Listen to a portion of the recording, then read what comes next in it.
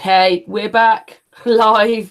Please excuse me, I just don't know what happened there. My panel froze, and then I went on my phone for a moment, and I actually thought I'd clicked it back to my computer, and then when I actually pressed the phone, it ended the Hangout. But I was really struggling there, but very sorry about that, everybody. We're back on a new Hangout. There's a technical problem there. We're just waiting for Trouble to come back and join us. Astral's joined us. Back to where we were. Yudit from Israel. There she is. Yudit from Israel. Trouble About from Australia. Astral, who lives in Denmark, whose English lives in Denmark.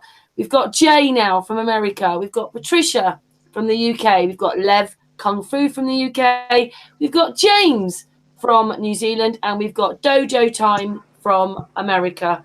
So hello, everybody, again. Hi. Hi, everyone.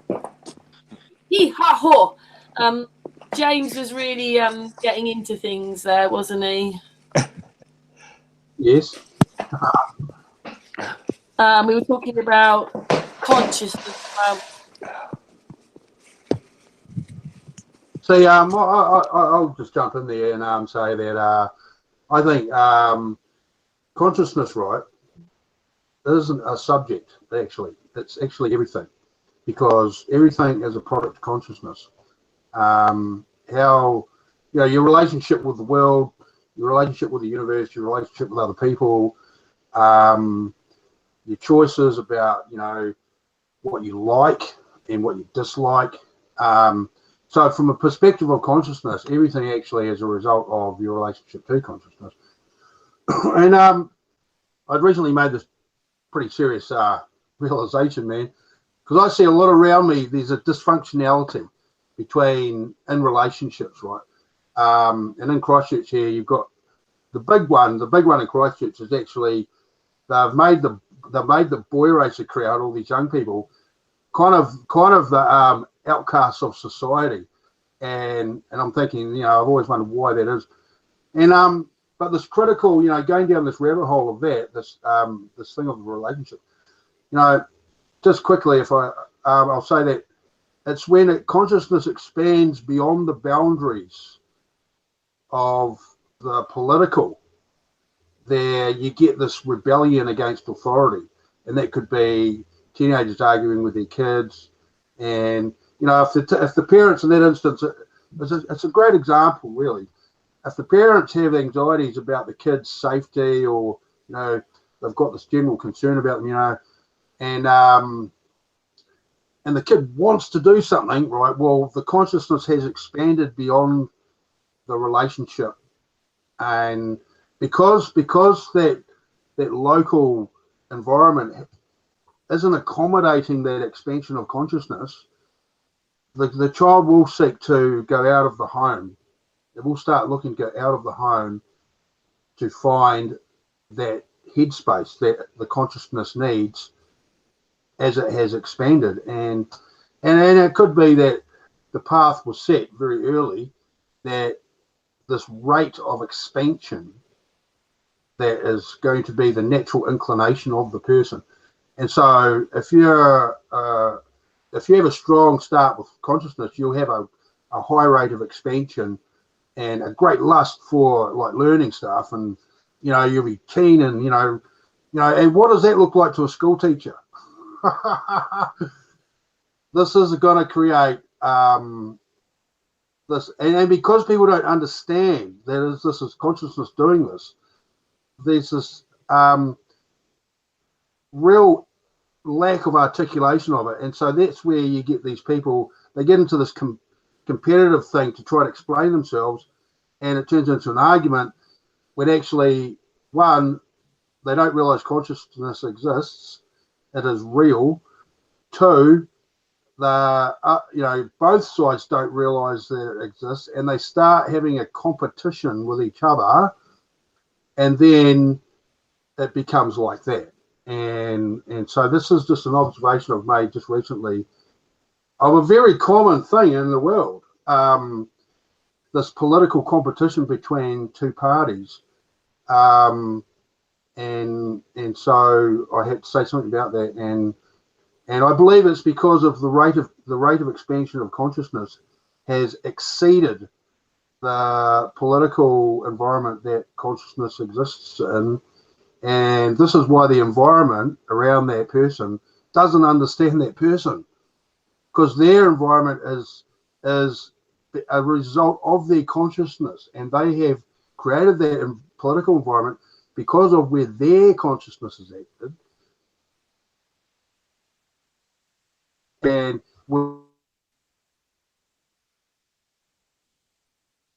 eating beyond that. And so just to acknowledge that, I think the cause of all of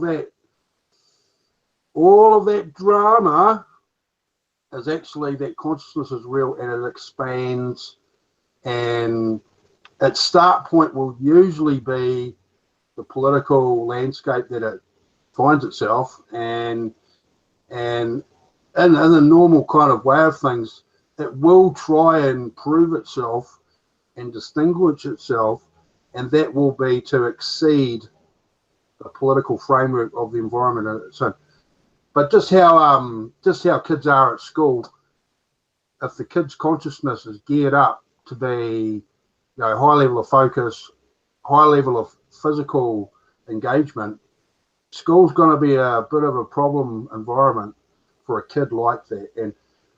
And so yeah, the acknowledgement is that the way consciousness wants to expand is normally always at odds with a political environment which has been set by others' consciousness, and that's the relationship. One wants to expand, the other one doesn't. And so that's an observation I made that I wanted to tell you about. As a means to make tangible something, to include a tangible perspective to the discussion about that and awareness of that. Because without the acknowledgement of consciousness, I don't think there is any tangible thing to discuss other than this political battle. And so, James, can I just say that there are 1, 2, 3, 4, 5, 6, 7. There's 9 of us on this panel today, and you're talking about a very serious subject. But I just wondered, does anybody else on the panel want to chime in and say anything? Because I think James will keep talking. You'll keep. That was my point. What I ended with, that was my point. That was the realization. Go. Also, James is writing a book, or wants to write a book. But does anybody else want to chime in and say anything? I know that DOJO just said something on the other hangout when we had a technical problem. But Jay or Trouble or Lev. No, I mean, I retract what I said on the other hangout, and I like to tilt my hat to James, to James, because the way he just articulated what he said, it's spot on. I mean, how everybody develops their consciousness according to their, surroundings, environment, politically, because the political parties are the ones who are conducting our decision making in our environment. So if we have to be consciously aware of what we're up against when it comes to success, or when it comes to poverty or whatever, he's spot on. I mean, I think that his what he said does give a tangible insight to consciousness. I can see what he's discussing. I'm standing outside right now, and I can see it as he was speaking it. I mean, I yield the floor. Oh, there you go, James. I'm proud. Anybody else want to chime in before James carries on? Because I know James will carry on talking. I think. Trouble? Can you hear me? Yeah. I can. I'll just turn you up a bit more. I think consciousness is a pretty deep subject, and it's, like I said, it's a word that I'm just learning. I sort of see it as information and thought, and we all, because we're like we're antennas where we receive and send information, and so we have to decipher that information, whether it's coming from nature or people around us or the stuff that we've invented. And the information seems to come to us all uniquely in ways that we can understand it. But it's the same information coming over and over, but it comes to everybody differently. So there's no one way you can say this is what it is, because just so many different things. Yeah, that's about right. I would say it's so many different things, because there's consciousness, there's subconsciousness. Well, yeah, it's all about how our brain works, really. That's what it all comes down to. Especially with all this, corrupt stuff. And they know how our bodies work better than we do. They know how our brains work. They know how we see. They know how we hear. And we don't understand any of it. And if we did, we really would see how amazing we are. And yeah, because they've managed to make us believe we're living on a ball. yeah, and mathematically, a coincidence is impossible. It's just mathematically impossible. It has to have some intent somewhere, because it's just too complex to be a coincidence. And then you start to see coincidences everywhere, and then once you see them, and you realize that they're not a coincidence, that it's kind of like string theory. It's like we have a cell, and cell's got the nucleus, neutron and the proton, and the electrons outside. But as the cell gets near another cell, they send out this string, and it goes into the middle of the cell next to it. And that's sort of like string theory, and it's almost like what the Buddhists say about the golden thread. And it's also like quantum. So I just imagine that as soon as you think about something, you can connect to it, this invisible wavy thread thing. That's how I picture it. Oh, thank you, Trouble. Jay, do you want to say anything? Jay? Where is he? There you go. We can't hear you. We can't hear you. You're muted. we can't hear you. Maybe you have to leave the hangout and come back and it will sort itself out, Jay. Oh, dearie me. We've got to have some technical problems, everybody. There wouldn't be a hangout unless there's technical things. He'll come back. Lev, do you want to say anything? Because this is quite your subject, isn't it? Yeah, I'm into all this kind of stuff. Yeah, like you mentioned, like your conscience and your subconscious and stuff, like, I'm going back onto yin yang and everything like that. Everything's like expanding and contract. Yeah, that as well. Excuse me. It's a question I used to ask people when I used to believe that we're a globe and stuff, like, because they say that the universe is expanding, So I say, like, well, what's contracting then, that people used to suggest, like, black holes and stuff like that. But going back into your conscience and stuff, do you ever notice, like, you ask yourself questions, stuff like, do I want a cup of tea or a cup of coffee? And you kind of think, well, a cup of tea is better for you, but I'm tired today, so I might have a cup of coffee. You know what I mean? You're kind of answering to two consciences. You know what I mean? There's one side here who wants to think of a more proactive kind of, kind of option. I know we've both got caffeine in them, but should just a fruit juice or something.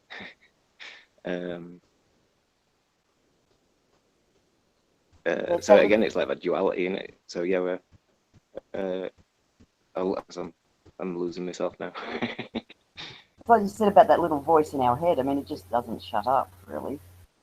It just goes non-stop. But if you didn't have that in your head, you wouldn't be able to do half the things we do. Yeah. It's necessary, isn't it? Yeah. Sorry, Jay, we don't hear you. I don't know what's happened. What happens if you put your headphones on?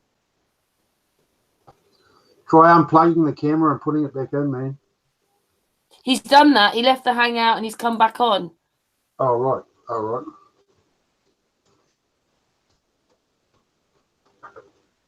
I don't know what to say, Jay. Maybe Jay will have to listen today. I'm really sorry. I don't know what to do. There's nothing I can do. It's something your end. That's a shame, isn't it, Jay? Being silenced. Yes. No, come on now. Come on, Jay. Yeah, Try and work it out, Jay. Can't hear you.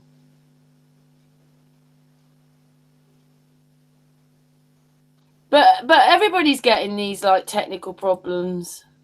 You know, like Robert came in yesterday on a hangout and his microphone wouldn't work.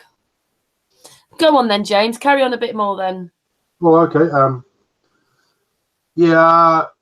See, the thing, right, I got to acknowledge this one thing, right, which is to put yourself in consciousness's shoes.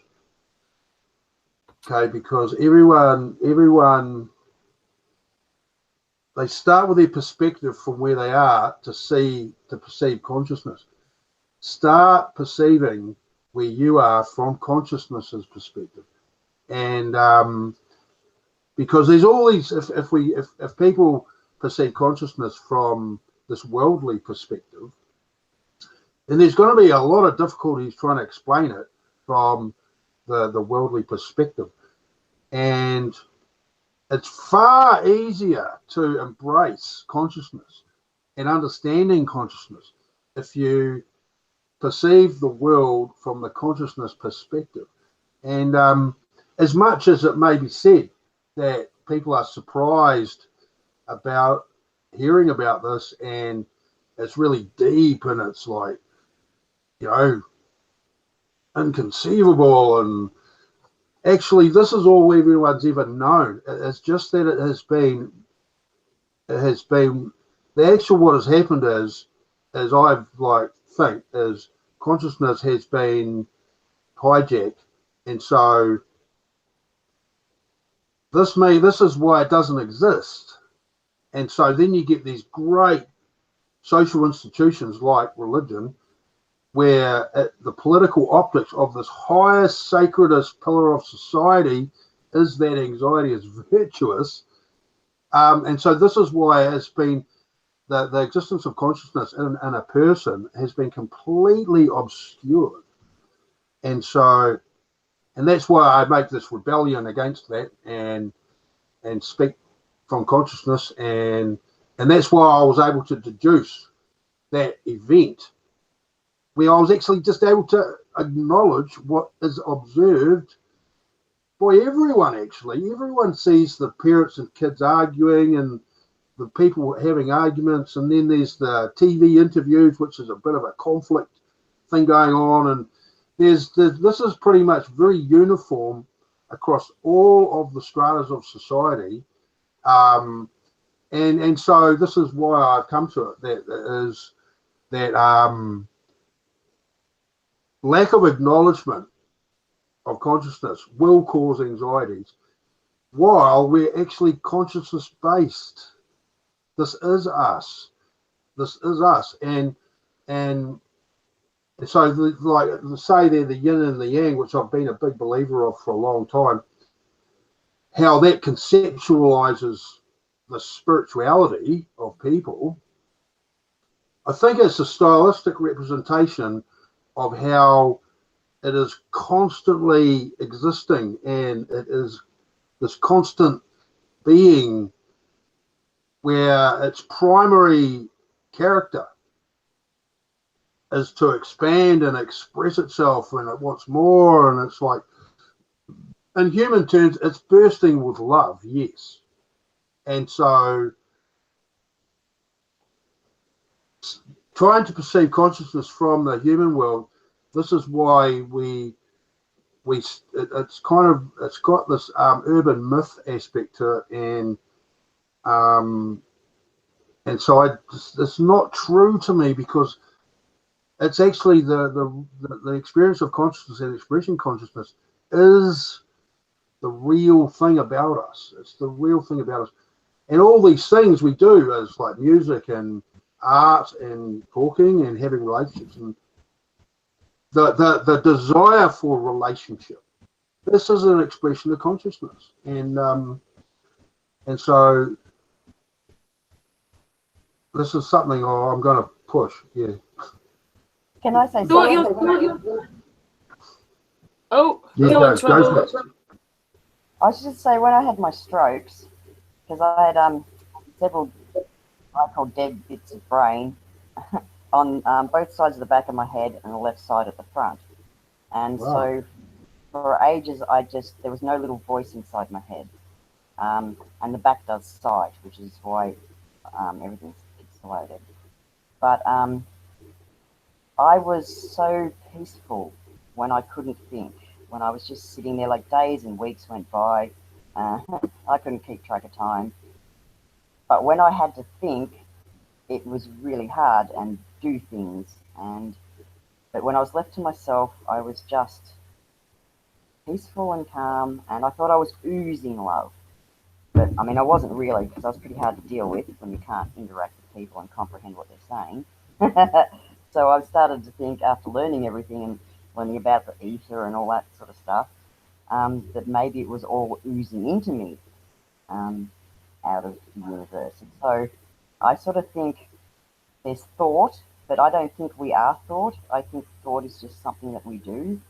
And I think we're more emotion, and given to left to rest on our own, we have this state of just peaceful calmness. But then we add thought into it, because we want to have a human experience, and you can't do it without putting thought into this body. And then memories are stored in every cell in our body, and I know from the strokes that they're stored in movement. I couldn't fold washing and all sorts of things. And then once I could, it felt right, because it was stuff that I'd done before. And so my body just knew. Back for you, no trouble. Yeah, but I'm still getting better.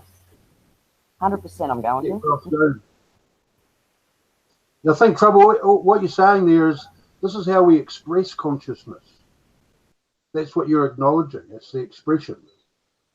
And yeah, because you want to learn and you want to do things and get out in the world that is here. That's what I think it wants to do. But you can learn through experience, and you can learn through other people's experience and watching them and putting yourself in their shoes, which I think that's what a little bit of empathy is. You get that from just trying to imagine what it's like being that person or that person or that person, or even the creator. Sometimes I thought, wow, if I created this, what would I say on a particular topic from the creator's point of view, what I imagined that to be. And so that's really interesting. We have empathy because we can see that's acknowledging consciousness in the other person. Yes. Yeah. And this is a really big thing. And realizing that you affect people. I mean, we have free will, but we don't have freedom, because we've chosen to interact with other beings, and we can't just run around doing what we want. I can't steal from that person just because I want their ice cream.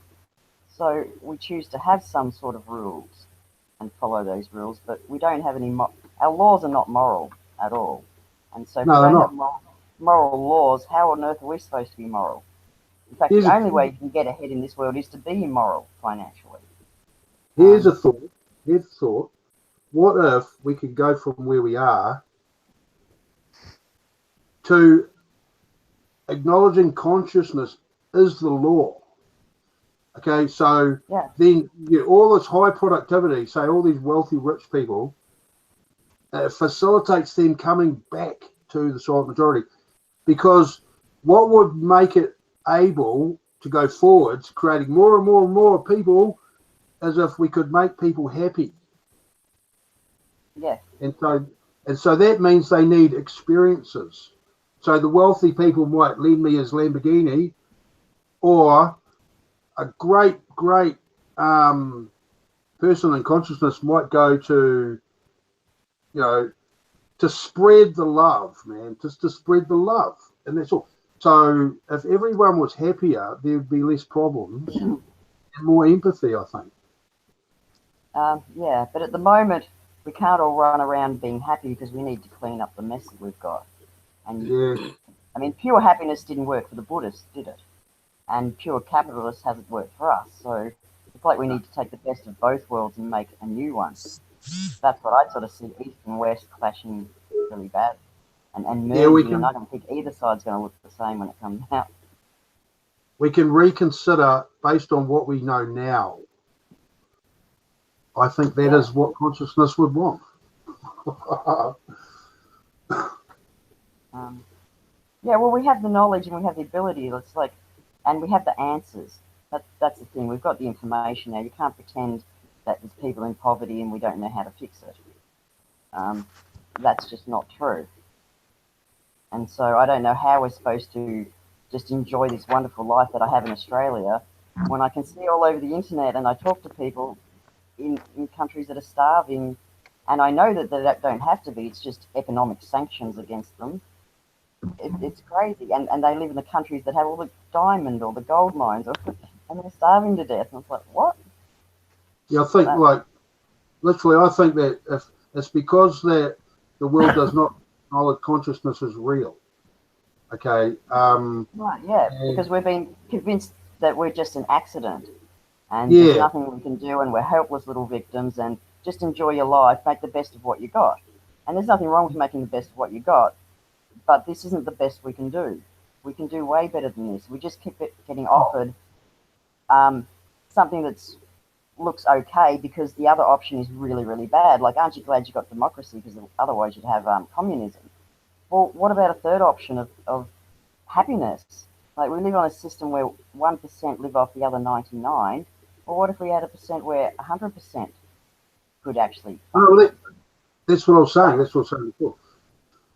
That would be completely different. So there would be no reason for theft. Like, people are going, what are you going to do about this? What are you going to do about that? Well, they just simply wouldn't exist because you'd have no reason to go and steal if you could. And I don't mean we want everything. We don't want gold and jewels and all that stuff. We just want to be able to eat, have a family, and have an experience. Well, we would feel loved if that was the case. Well, yes. Well, and that is all that's wrong. That is actually all that's wrong, because love is consciousness, man. And so this is I'm very impressed of the direction that awareness is taking, because these are the points that are being raised that are of importance. In fact, our whole civilization, right, intellectually, and like all the knowledge and conventional wisdom, this is all very heavily biased because consciousness is not acknowledged. That is what's been going on, right?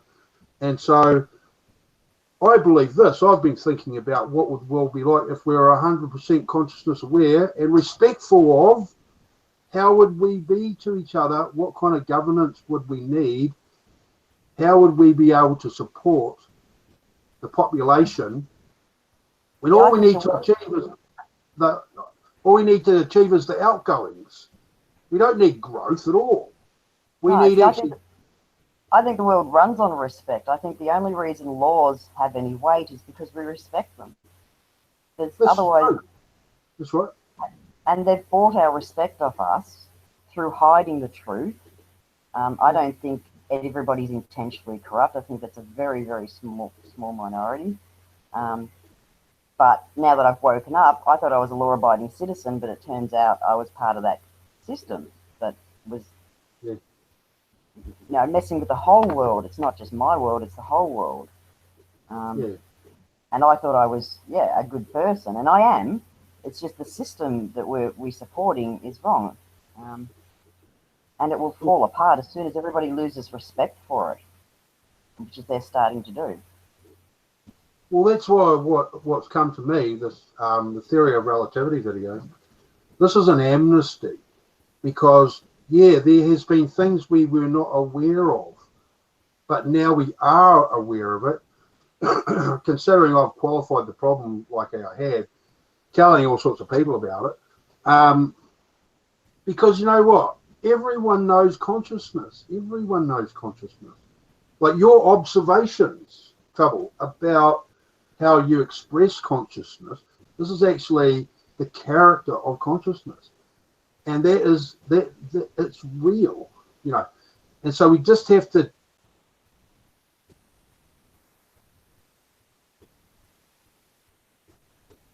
Oh, was he frozen just for a second? believe. And so you froze just for a second there, James. Now if everyone can actually embrace consciousness, which they have all experienced and know very well, then we can proceed if we can actually all just get on board with that. Well, Which I is think it, that's coming with all the information. I don't think I think it's hard to get it unavoidable, really. well, this is true. What's coming out, that's right. Yeah, I'm happy about that. And that's why it's easy to sound wise, because you just repeat the information of wise people. Like, Yeah. all of this is known before. I'm not using any words that haven't been known before. And so all that information's coming back, and we recognize it, because as soon as you hear it, it makes you feel good. And then you gravitate towards it, and you go to learn more about it. And so the information itself almost is alive. So you see consciousness in so many areas, it's like, I don't know. What is it? It's everything. That's why I'm pushing for the perspective, the political perspective, be entirely from consciousness view. Because actually we have all lived this. We have all lived this. And it's only to have people retain that as a tangible thing, then we can actually build the understanding of the relationship. It's because that all this time in history, consciousness has been this intangible thing. And so if we make it a tangible thing, that is something that really will empower and carry forward, the understanding of ourselves, our relationships, and what it is we need. And it will have a big influence on the perspective of needs and wants, right? Because at the moment, as you point out, the government is all about, they think what they need, they want what they need. No, they need what they want. Because this thing of the economy they go on about, there's nothing to do with the welfare of the people. Okay, and so that's probably another conversation there.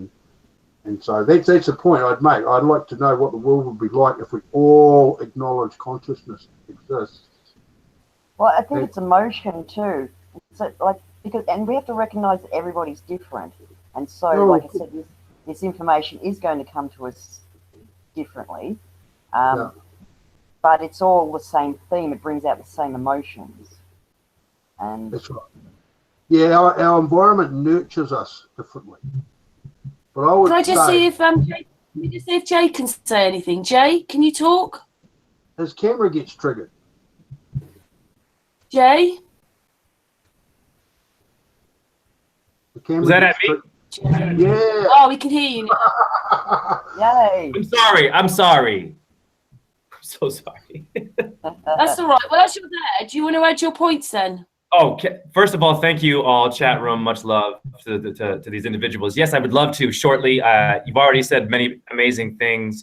I'll just give you a brief intro of what I do. I'm a dance teacher, so I'm teaching at university. I teach consciousness through dance. And elementary, I teach the 5 elements. So when I'm teaching dance, I'm getting the dancers to make connections with their body and with the 5 elements of nature. So if we have 5 major positions in ballet, and the 5th element in geometry is the dodecahedron, we're carrying the ball in ballet, so that when I'm teaching, I'm getting them grounded in earth, water, air, fire, and ether, because you can't dance without any of those things. And it's very important, I think, for all of us to look at them and see how the brain is a symbol of the most powerful consciousness. So I made a very amazing connection in research recently. In our brain, we have what are called medullary pyramids. The tetrahedron is a symbol of fire. It's a fact that you have this fire of Prometheus, simple. Or your Christos, for oil, relates to fire, Christ, consciousness. It comes from your chi. Chi is an anagram for Christ, or sexual energy in your lower chakra. Now, when you meditate and you breathe, you're taking it to your tetrahedrons, and you're creating the fire of consciousness. In consciousness hides the word Kan. Kan is Vietnamese for serpent. Kundalini means the coiled one. Christ says, be wise as serpents. So when you're breathing, and you're aware of the elements in dance, it's everywhere in life. When you're breathing and bringing your serpents, the consciousness, you're controlling your serpents, and you're bringing the fire of Prometheus to your head. Karl Marx loved to use Prometheus in his communism. He mentions these mythologies, these Greek gods. And then Hitler called himself the Führer.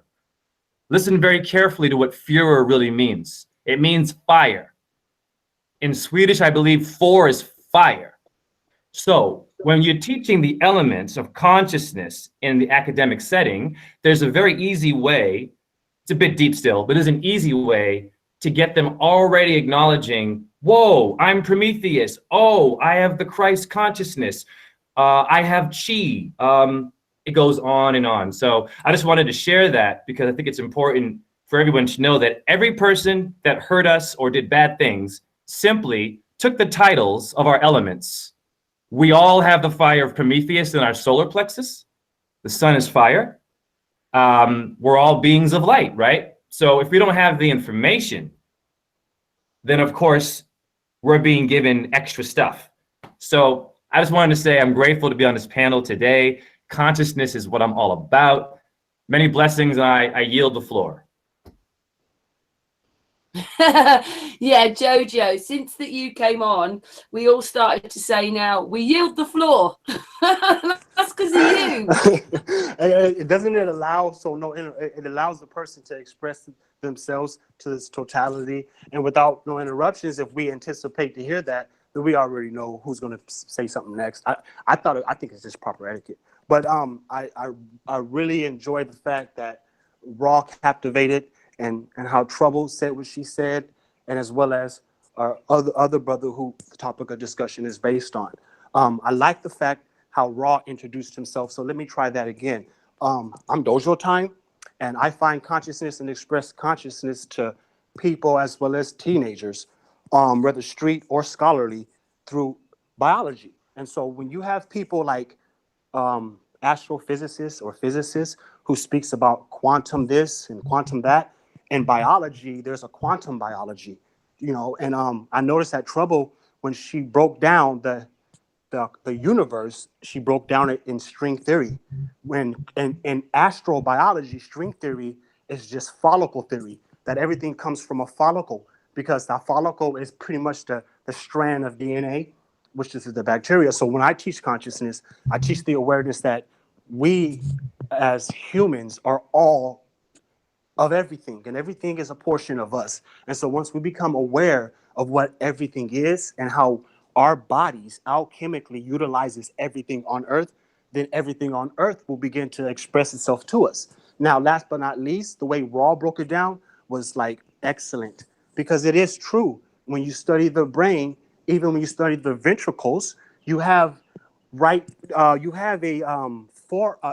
to the fornix, there's a little hole, and it's called foramen. If you spell out foramen, it's Foramen, like foramen, right? But when you take that with consciousness and you develop it through the brain, it shows you the burial of Christ, and it rolls back the stone. See, the reason I express consciousness being a dark thing is because once the stone rolled back for me, I was on the outside looking into the cave. I wasn't the one coming out of the grave. And so when I express consciousness through biology, I do my best to express that a person's character is based on the circumstance. And so consciousness is going to be based on that circumstance. Just like Brother James said, he made it clear about the political consciousness, and he made it clear kind of like the spiritual consciousness. But when they both come together, we have to look at the character of the circumstance, because sometimes consciousness will tell us this isn't right, but it's worth it. You know what I mean? And so some of us will react on that type of attitude.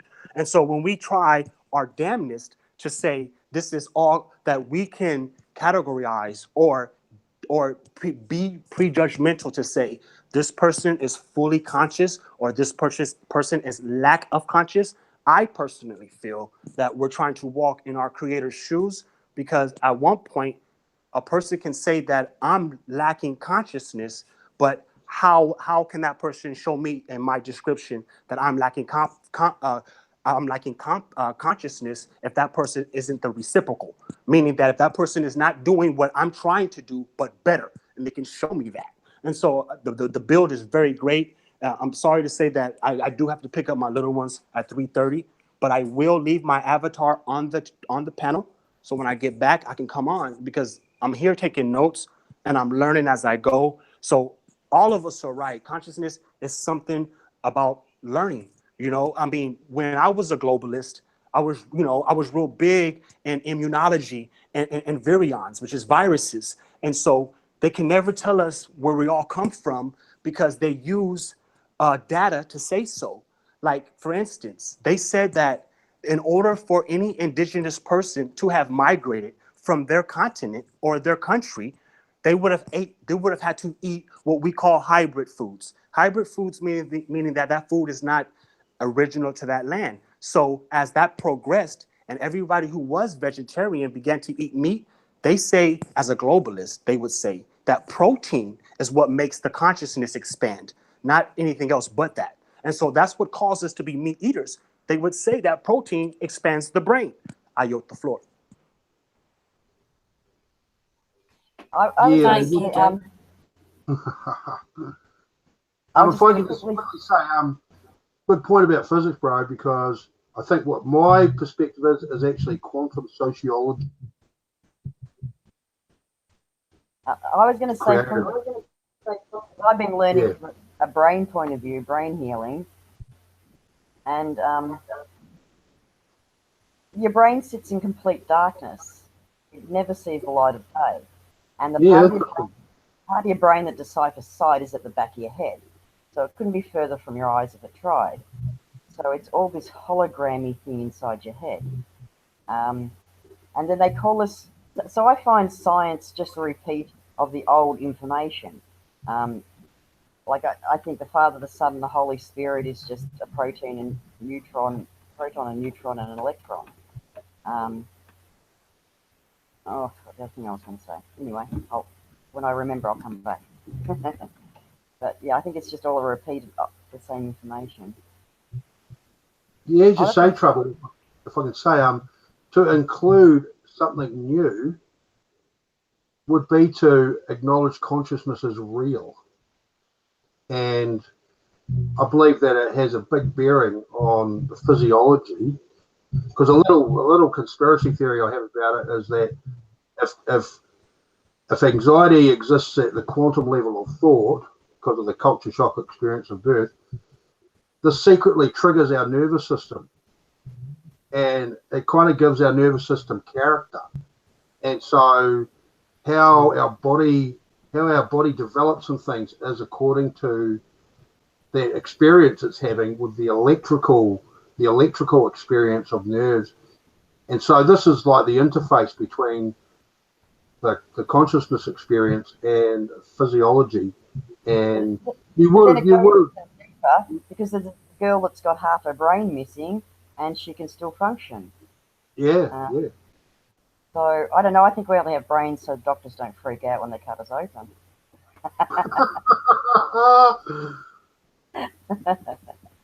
And the other thing I was going to say was, like, this like the new science, and they say black holes and stars, and well, one version of the info is that stars are inside out black holes, and black holes hold all the data of everything that enters them in their rim, and it's retrievable. I mean, that just sounds like the cell of our body, cells in our body. They're all hollow in the middle, and all the information's in the rim. So they're just talking about our brains, our bodies, really. That's what space is. It's a giant brain, that thing. Yeah. If I can contribute a very contentious idea, I think the cell is an aerial for consciousness. And it's the cell doesn't hold the DNA information. The cell is an aerial, and the DNA information is it comes from consciousness, and the cell is kind of an aerial for consciousness. Yeah. That's a suspicion I have, you see. And I think because memory's in water, and seeing we're 70 to 90% water, well, that's the memory side of it.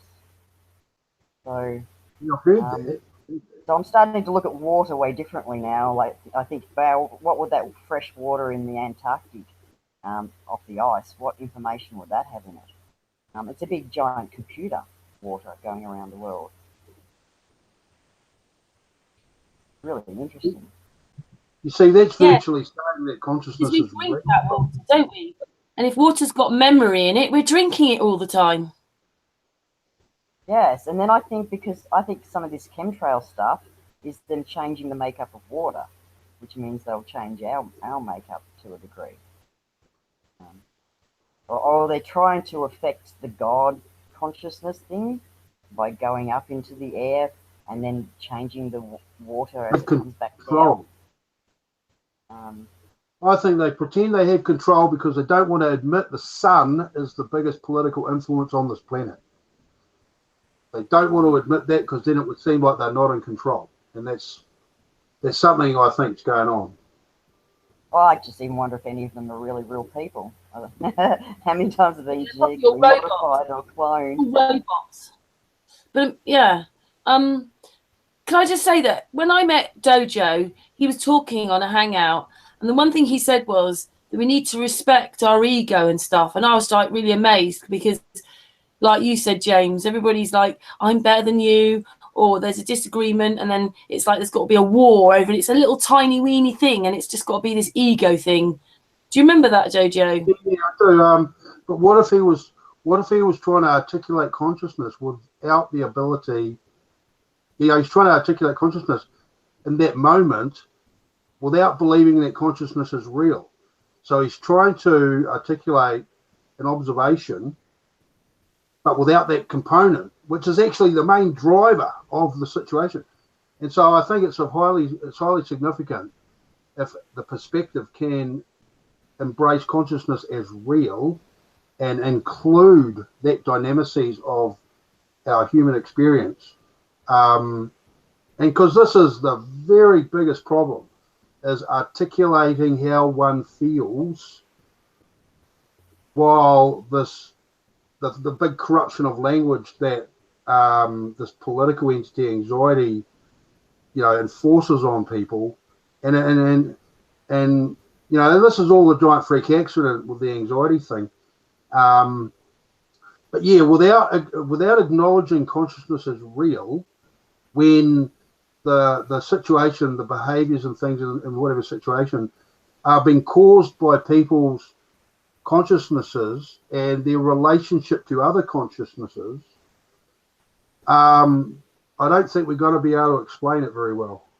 And so I think we've been given a chance to re-merge information, and I think there's nothing wrong with humble ego. If you're doing something amazing, I want to know about it, because if we're all connected, then I'm you and you're me.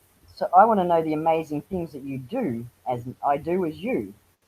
And also from a self-healing point of view, I have to, I have no, excuse me, I have no idea how I'm healing myself. So it's all bluff. So I have to sit there and go, I'm great, I'm wonderful, I can heal myself. So you have to have this little bit of ego. Just. That's something I've just thought. Why does this concept of ego only exist in the negative? Yes, why is everything either bad or good? This was what he was trying to articulate. He observes that it's a state, and the issue there is the understanding of it is that it only exists in the negative, as per conventional wisdom. But he's right. This isn't ego. This is the state of consciousness. Because as you say, that thing is a pleasant, positive thing, and so that's something that's a worthy. It should, James. It should be a positive thing. Unfortunately, egos now aren't necessarily so positive, but it should be. I mean, you need an ego, otherwise you wouldn't even get out of bed. You need these things. It's the same with all this fear. Everybody's talking about fear. Well, when you look on the emotion chart, shame is way below fear. I mean, fear stops me from putting my hand in a fire and makes me respect it.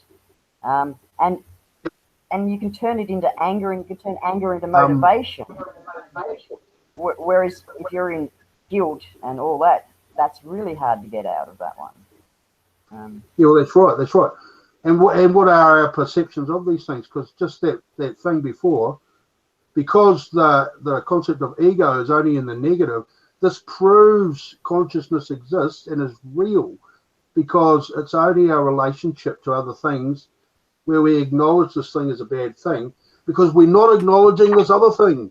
And that proves what I've discovered is true, that conventional wisdom is that anxiety is virtuous. Sorry, don't mean to talk over you then. But, like this love thing, I don't think love is the highest emotion, because the opposite thing to love is hate.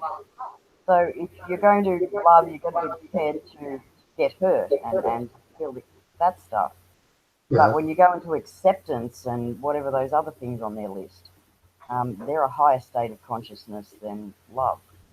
And so, I mean, what is love? I mean, it's just the opposite end of a thermometer, two ends of this. It's an emotion.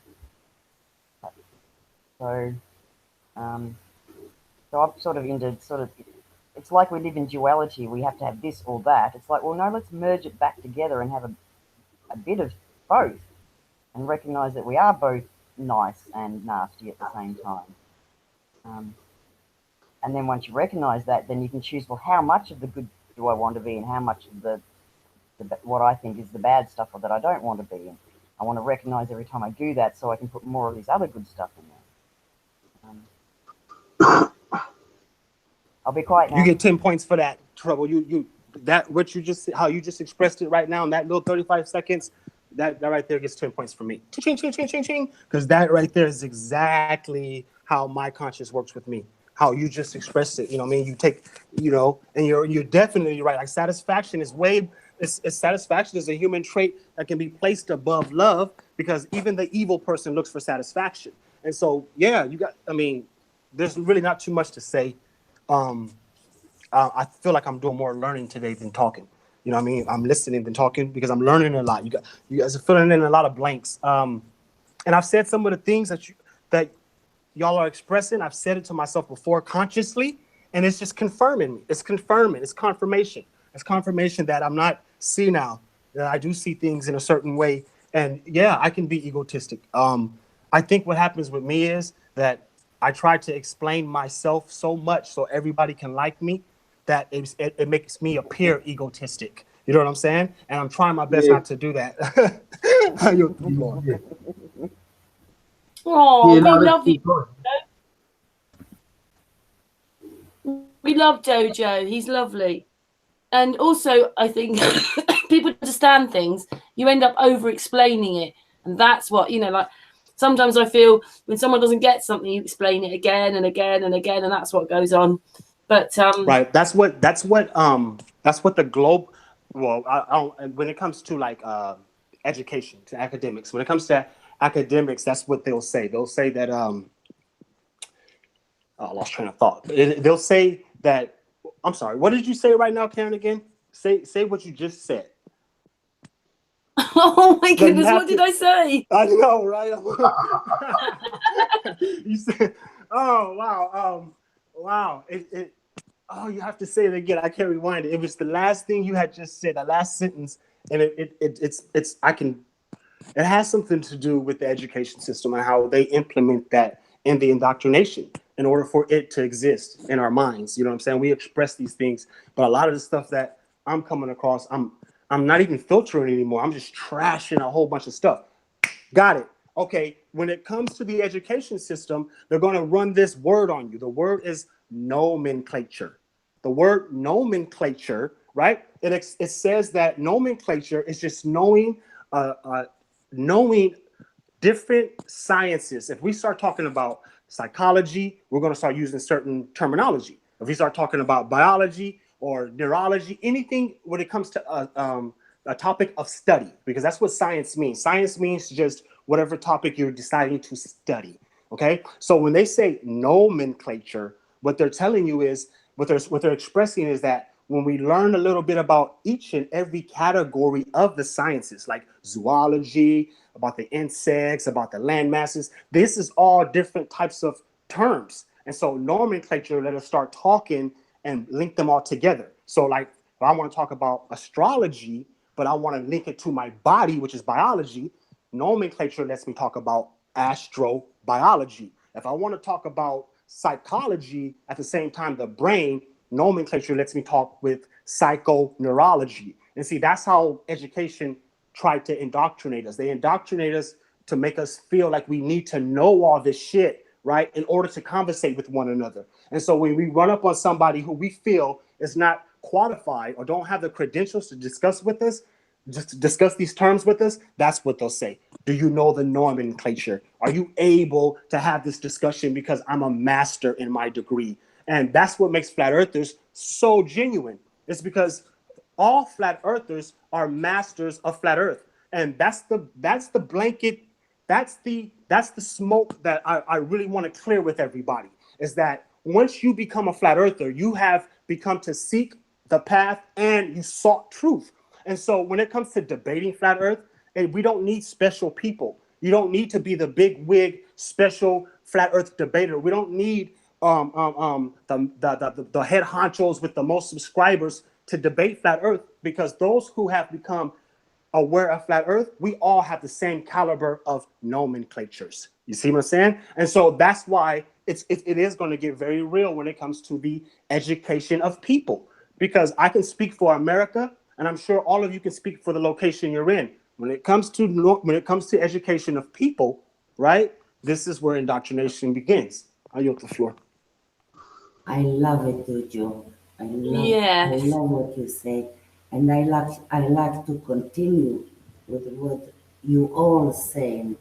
You all. I was thinking that I was just listening to you all, and I have something to say about the consciousness. And Karen, you are the example for me, the consciousness, because you, I'm sorry, Karen, if you feel uncomfortable right now, but you are most one in 1 year, you are in focus and consciousness to continue to make this hangout. And this is the best example for consciousness and focus on it. Yes.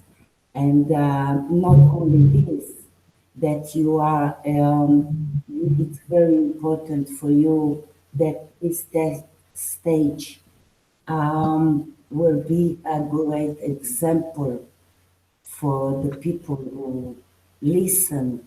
And yeah. Oh, Yudit, I love you.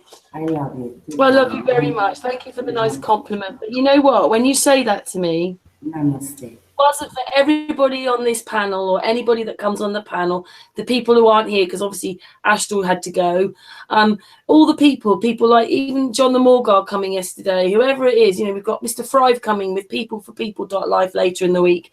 Without all of you, there isn't this. It's all of us. And this we learn that we've got to do this together. Everybody's been doing everything on their own. There's got to be you, and then there's us. And we've got to learn to do things together more. Exactly. So yes. that's what this is about. This is about us all coming together consciously right now and doing this together. It's all of us. So thank you, Yudit. You're a real sweetie.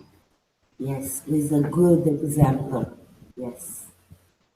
Yes, Karen. I love you, Yudit. I love you too. I'm also really proud of Trouble as well.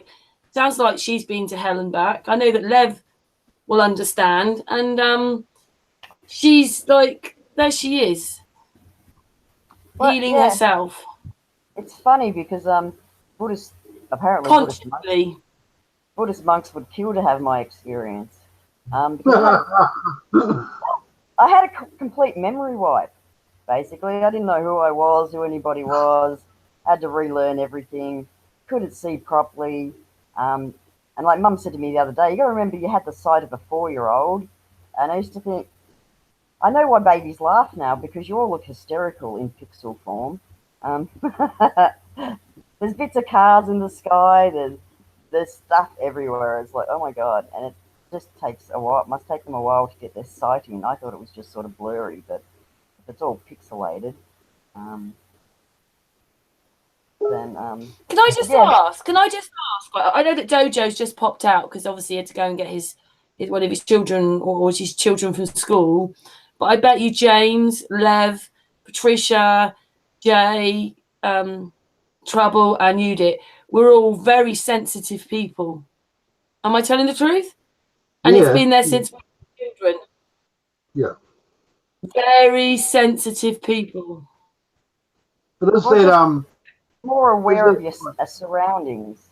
I don't know. Yeah. I come from country folk people, so we use country folk language, and there was always mind over matter and all this nice basic language. So I didn't see anything as special. Sort of, it was just who we are and what we can do. Yeah, now you didn't know any. Science is coming out the back. Did you like that? That was it. Yeah. Sorry? Can I just say, I wonder if I put that question to the chat room, you know, how many people in the chat room have been mega sensitive or, you know, what is it, conscious, like Trouble saying, about other people or seeing into people or aware of their feelings, very sensitive. I wonder how many people in the chat room will say that they know that it's been there since they were children. I just find that, you know, there's a lot of people who just don't care about all these things and they don't think like that. No, because like for me, if I can say, there's consciousness, man, and that's the thing about your start point in life. You might have that moment of peace, and then consciousness becomes real to you, and then you start perceiving the world like that through that perspective. And because to be sensitive is our true selves, because what you know, any intelligent person is sensitive. Any intelligent person, and so I think that's it's good to acknowledge that. Sensitivity. Can I just ask you think it's curiosity too? And some kids it just gets shut down in, but some of us, we're just like, no, I want to know what that is. And I want to try that, even though I've been told this will be the result, but I'm going to go do it anyway. Just to see if they're right. Like, I mean, maybe, yeah, so some of us just have our curiosity shut down. I don't know. Well, yeah, that's true. That happens. We're only big children, aren't we? We're just big children. Carry on. Sorry, James. We are. We still retain. See, we're big children. See, so many times that I've seen now, just so many times, the acknowledgement that consciousness is real without acknowledging consciousness, like your just statement, Karen, observing that the inner child lives in us. But actually, this is consciousness. This is consciousness, and this is how I think the world needs to understand that consciousness is real. We've got all these ways of expressing our belief that it's real, but actually, it's without actually acknowledging consciousness because of this political construct we live in. And but entirely, like, for being sensitive, perceptive, intelligent, nurturing, and all these other words that are referring to the character of consciousness. And so I would like one day for everyone, for the whole political perspective of reality to be that consciousness is real, and all those things are a matter of consciousness, and then start to discuss things, you know, with that as the start point of the conceptualization of reality, that we are cut from the same cloth. And Trouble, I am from the country as well. I grew up around the country, 13 years as a tractor driver, and we know about this stuff. And so the means to articulate,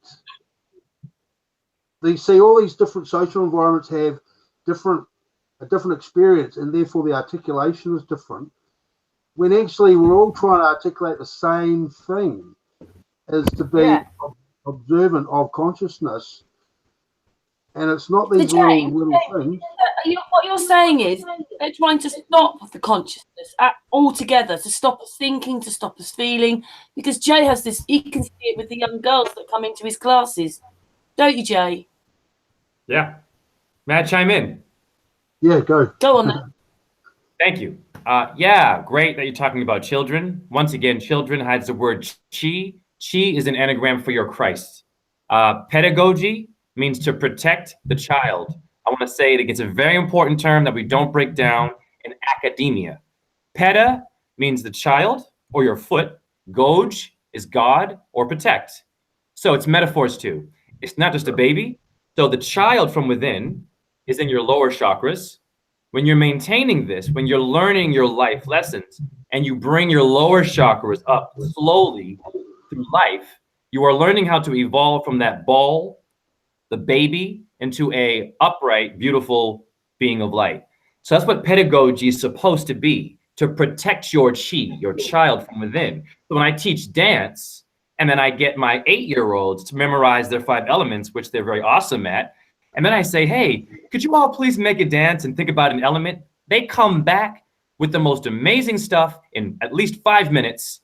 They're happy, they're not arguing, they're not worrying about their race, their political crap, their religion. They're all happy. And I bring the family members in, which no dance teacher ever does, because they just want to get rid of the children, put them in a studio. Oh, I'm on my phone now, thank God.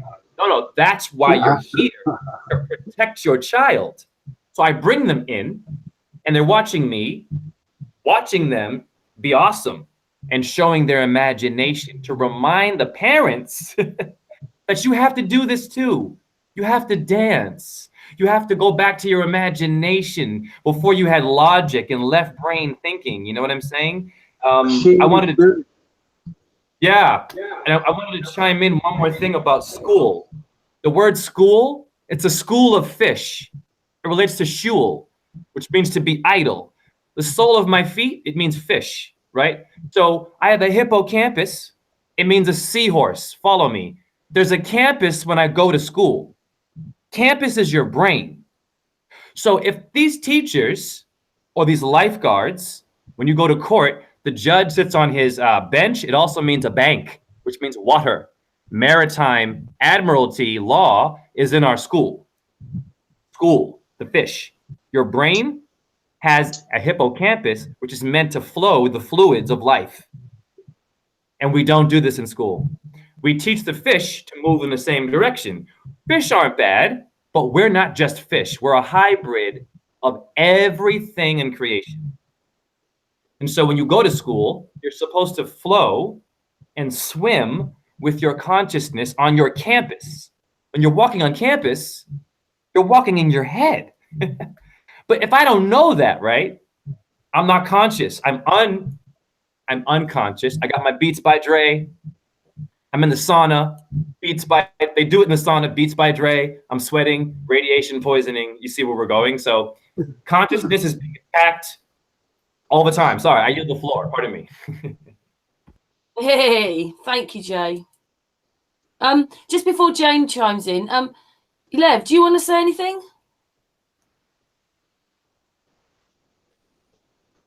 Levkungfu? Levkungfu? Hello, my darling. No, I'll let James go on for a bit. Well, yeah, about that admiralty law, man. See, that's all the rage that's actually coming up more and more down here, and what used to be called the colonies, right, which is New Zealand, Australia, because a lot of how civilization has been conceptualized. It has been this admiralty law environment that has conceptualized it, and they've got this derivative type face value, value of it, which is what we have as our law and our government now. But the fact that they've conceptualized it way back then, hundreds of years ago, and it's still the same thing. This means it has not, and this is in complete ignorance to consciousness, because it hasn't evolved. There's no evolution of the emotional state of wisdom. It absolutely inhibits development of wisdom while having this construct of authority in a static state when people are actually in a fluid state. And so it's got to be a revolution of perception of government, and this is only going to come about through perception of ourselves as changing. But to go also on to your point about the kids coming to the class and the parents coming to the class. See, in New Zealand we have the Maori, right? Now the Maori are pretty legend, man, because they've gone from the Stone Age to the Space Age in the fastest of any culture in history of the world. And but this one time this Maori family, right, and they had teenage kids, right, and the parents had them set up. They were starting a band, and the parents had this whole band set up in the lounge for these kids. And so that's where the shared experience of consciousness, this is a really big deal. And because that's an observed aspect of civilization, is that all these different groups are not sharing their experience of consciousness. They're not communicating, and so this is why we can't have a collective understanding of things, and so yeah, that Admiralty law thing, that's indicative that. Do you think as well that people have forgotten about how special children are, right? Because the children are the next generation, and you're programming them from the beginning. Yes. You just don't realise what you do to children. This is true, and this is what I'm saying. This is why I want to get the message out, man. That consciousness is real and it is nurtured, and it is influenced. It is influenced, and so that people's focus is not on children is a big problem, actually. Now, what idea do we have of ourselves as a species that we should do that? That we shouldn't be looking at really the most advanced society in the world is children, because they are the newest and they are going to determine what is next. So to ignore that, there is a problem with that. There's a big problem with that, and so that's why that's this thing that I've discovered is that anxiety is actually what is governing the world. Belief that anxiety is virtuous is governing the world, creating all these behaviours. Because you look at the news, right? You look at the percentage of what they focus on. Okay, children is something only when they have to. People's the social issues involving individuals only when they have to. Suicides only when they have to. When a national body makes a big announcement, a big report, only when they have to. They are heavily biased towards conflict and finance. Okay, so this is why I've nailed it down to this singular thing: the belief that anxiety is virtuous, because money equals control, conflict equals conflict is an expression of believing anxiety is virtuous. And money is, this is an expression of that political construct that anxiety is virtuous. And so you can see these red flags once you start perceiving.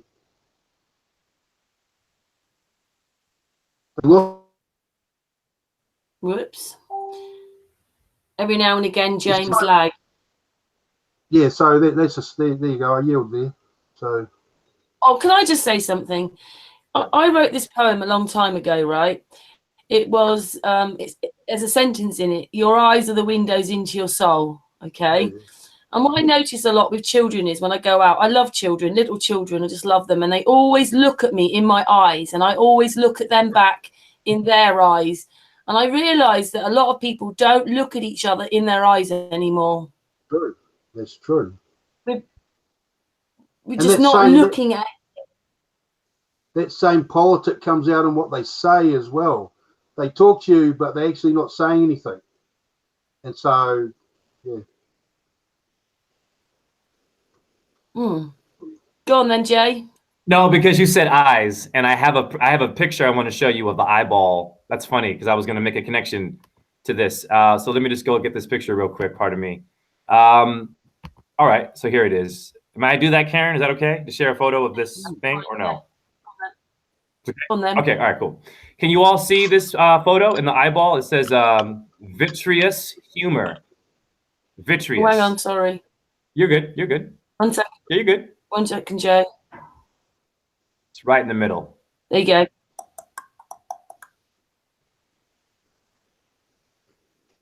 Are you good? Yep. Hang on. Oh, Yeah. Never mind. You're good. You see it? Yes. Yeah. Okay, vitreous. All right, just hold on to that. So vitreous. Okay, just hold on to that in your brain. Now I'm going to go to etymology for you, just to show you that what you just said is exactly right. It's very important that we know this information. It's education now. So vitreous means glass-like, my people. Glass-like. You just said the eyes are the windows of your soul. So the eyeball literally is a symbol of glass.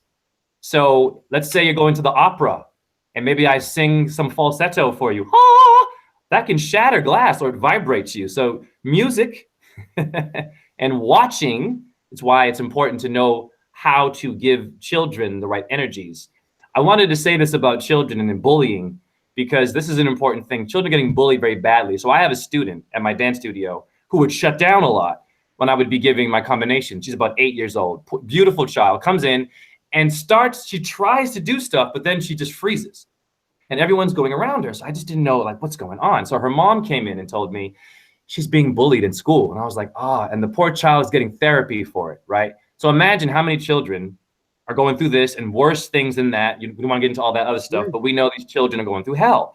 So I'm like, all right, so what can I do as a teacher, right? So I have this thing called sharing the power. So very simple. The next class for that child, I said, everyone get in the center of the studio. And they huddled, all 8-year-olds, they huddled. I said, I want you all to make your dance. Go ahead. So I'm listening to them and I'm hearing talking and there's one person in the middle of the group, louder. She's the loudest one. And I'm like, what's going on? I move the heads. It's the girl who's been bullied. She's choreographing. She's directing. She's giving them counts. You're going to go over there on 1, 2, 3. We're going to do that on 5, 6, 7. And I'm like, I filmed the whole thing. She turned the whole studio into a professional company in 5 minutes. She showed everything we learned in the one who's broken, right? So I filmed it. And this is what's beautiful about your phones, people. Your phones can heal and save the world. I showed this video to her mom and dad. I'm getting emotional because I was bullied too. I was called gay, ballets for gay people. Gay means an excellent person, by the way, in etymology. So if you're gay, you're excellent. How about that? Yeah, okay? This is ridiculous today. Gay and God, etymology, anagrams are all related to goat, whatever. Long story short, the mom and dad looked at me and just simply said, thank you. You know, I didn't give her medication. I didn't, label the child. I said, I had an idea. And then there's your child. So once again, yeah, just really important to give children power. Yeah. If I can say just a bit, gay, you said gay, that's always been it was a hostile term to use. But why? This is my quantum sociology thing. Why would they see gay, right? I say this right.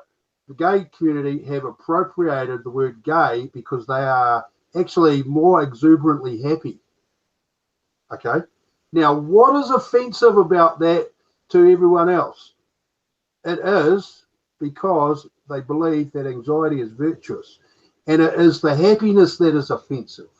You see, so this is why I say this discovery covers all bases, man, because that's explicitly that thing. See, that's an undeniable, that's irrefutably mathematically sound. It can only be the way it came about. Because anxiety hates happy. That's the thing of it. And so many people might have come across this situation where you came home, and I have had this happen, man. I've had this happen. I've come home and I had some good news. There's all this positive energy, and you immediately get ambushed.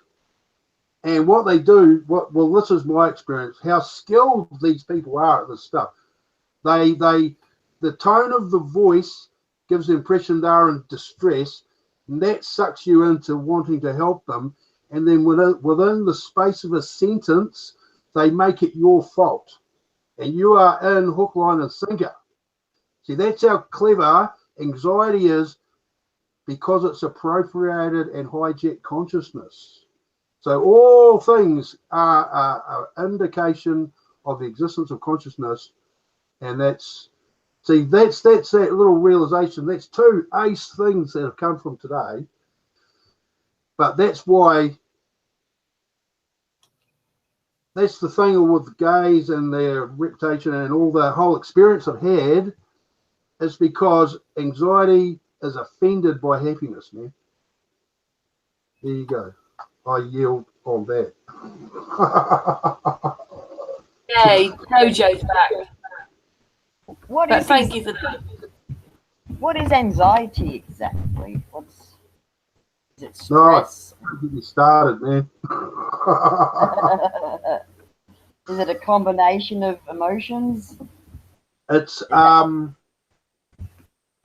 it is fear that is culture shocked into existence by the event of birth, and it hijacks consciousness. So to understand what anxiety is, you have to acknowledge that consciousness is real, because the way anxiety works is when the diametrically opposed emotional state controls consciousness, and that's why anxiety is really offended by happiness. So that's what I'd call a collection of bad emotions. Yeah, well, And that's right. they seem to be more addictive than the good ones. Like, you seem to be able to dwell over crap way easier than you do about putting yourself in a good mood. Yeah, I think to understand anxiety, from my perspective, trouble Theory of Relativity 2.0 on YouTube, Theory of Relativity 2.0. But it's because how anxiety really gets its power in this world is that there are various things which leaves civilization with the collective the collective wisdom there, the conventional wisdom, that anxiety is virtuous. Okay, because as I've discovered, since I discovered this thing, I'm allowed to speak about it, and that is that the political optics of religion, which you probably believe is the height of the sacred pillars of society and civilization, religion has the political optics that anxiety is virtuous. And I'll say this as well, a senior data point from the discovery is that religion has been exclusively derived from the senior elements of the political correctness of anxiety. Can I say something? Yes. I use a different word. I use stress, but there seems to be this stress theme everywhere, and when you go into MK Ultra and all that kind of stuff, it's like they believe, and same with the Buddhists, that the harder life you have, so it's like they believe trauma brings extra abilities. And I guess for me it did. I mean, I lost my sight and my memory, and thanks to the internet, I've been able to download so much information really quickly, and I can see all these patterns and things, and so it has changed who I am. So, and I think that maybe they try to do that, but I don't know. You can see a strong theme of trauma all over the place. Where'd you say? You say that they value stress. They value stress. Yeah. Because they inflict it on their kids, don't they? So. Well, this is right. They think it's virtuous. It's because civilization thinks that anxiety is virtuous, because consciousness has been hijacked by anxiety. Okay, and so it goes from consciousness being an expression, a value of the whole, a value of the group, which is why we have community, to being anxiety heavily promotes self-interest. Okay, so this one aspect, that one little thing there, heavily promoting self-interest, this is the whole conceptualization of wealth. This is why that is of value. And so, if we can actually embrace consciousness as real, that can stop And it facilitates a means for the rich people to come back to all the real people who believe in love and community. It's a theory of relativity 2.0 is the grand amnesty for all people, because the reason that they are different to us as the silent majority is because they are using anxiety in an aggressive stance, where they're using it and they use the replication of the function of anxiety to achieve the same thing as the event in the mind. Okay, and so religion, which is what a lot of reality is based on, has only ever had one goal, ever. It is to replicate the function of anxiety as events in the mind to achieve the same goal, to have the whole world listen to it all the time, and all of its big sales pitch moments are actually, these are the senior elements of the political correctness of anxiety. Now, we know that anxiety is a political entity because when we start talking, anxiety compels you to conceal your anxieties. Anxiety compels you to allow others to conceal their anxieties. And what we're allowed to say, okay, that is why everyone gets told as a kid, we only use 10% of our brain. It's the political agreement of the first and second laws, and our whole civilization has been developed within the first two laws of anxiety. And so that's a brief rundown of what I've discovered. But what if we created society and civilization outside of the jurisdiction of anxiety, because I have qualified it as a political entity comprised of 8 laws, and doing so, you can figuratively look at it in your hand and look at it. And we now can, since that qualification exists, now we can qualify what it is to be outside of that jurisdiction. Okay, so that's why I'm about to promote that as a way to go forward on a world with an ever-increasing population and a more and more at-risk natural environment, how we can live in this circumstance and go forward. And that's my mission on life at the moment. Can I chime in something on that as well? Yeah. You know, if you go for counselling, I did at one point when I was younger, and basically the counsellor told me it's because I don't trust my own feelings. And that's what counselling, that's why you go to counselling, is because you don't trust your own feelings.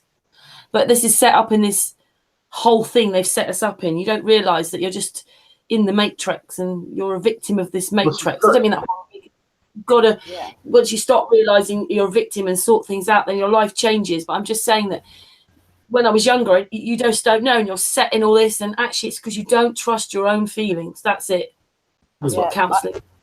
I read a book on how to be a millionaire, and they don't actually tell you how to be a millionaire.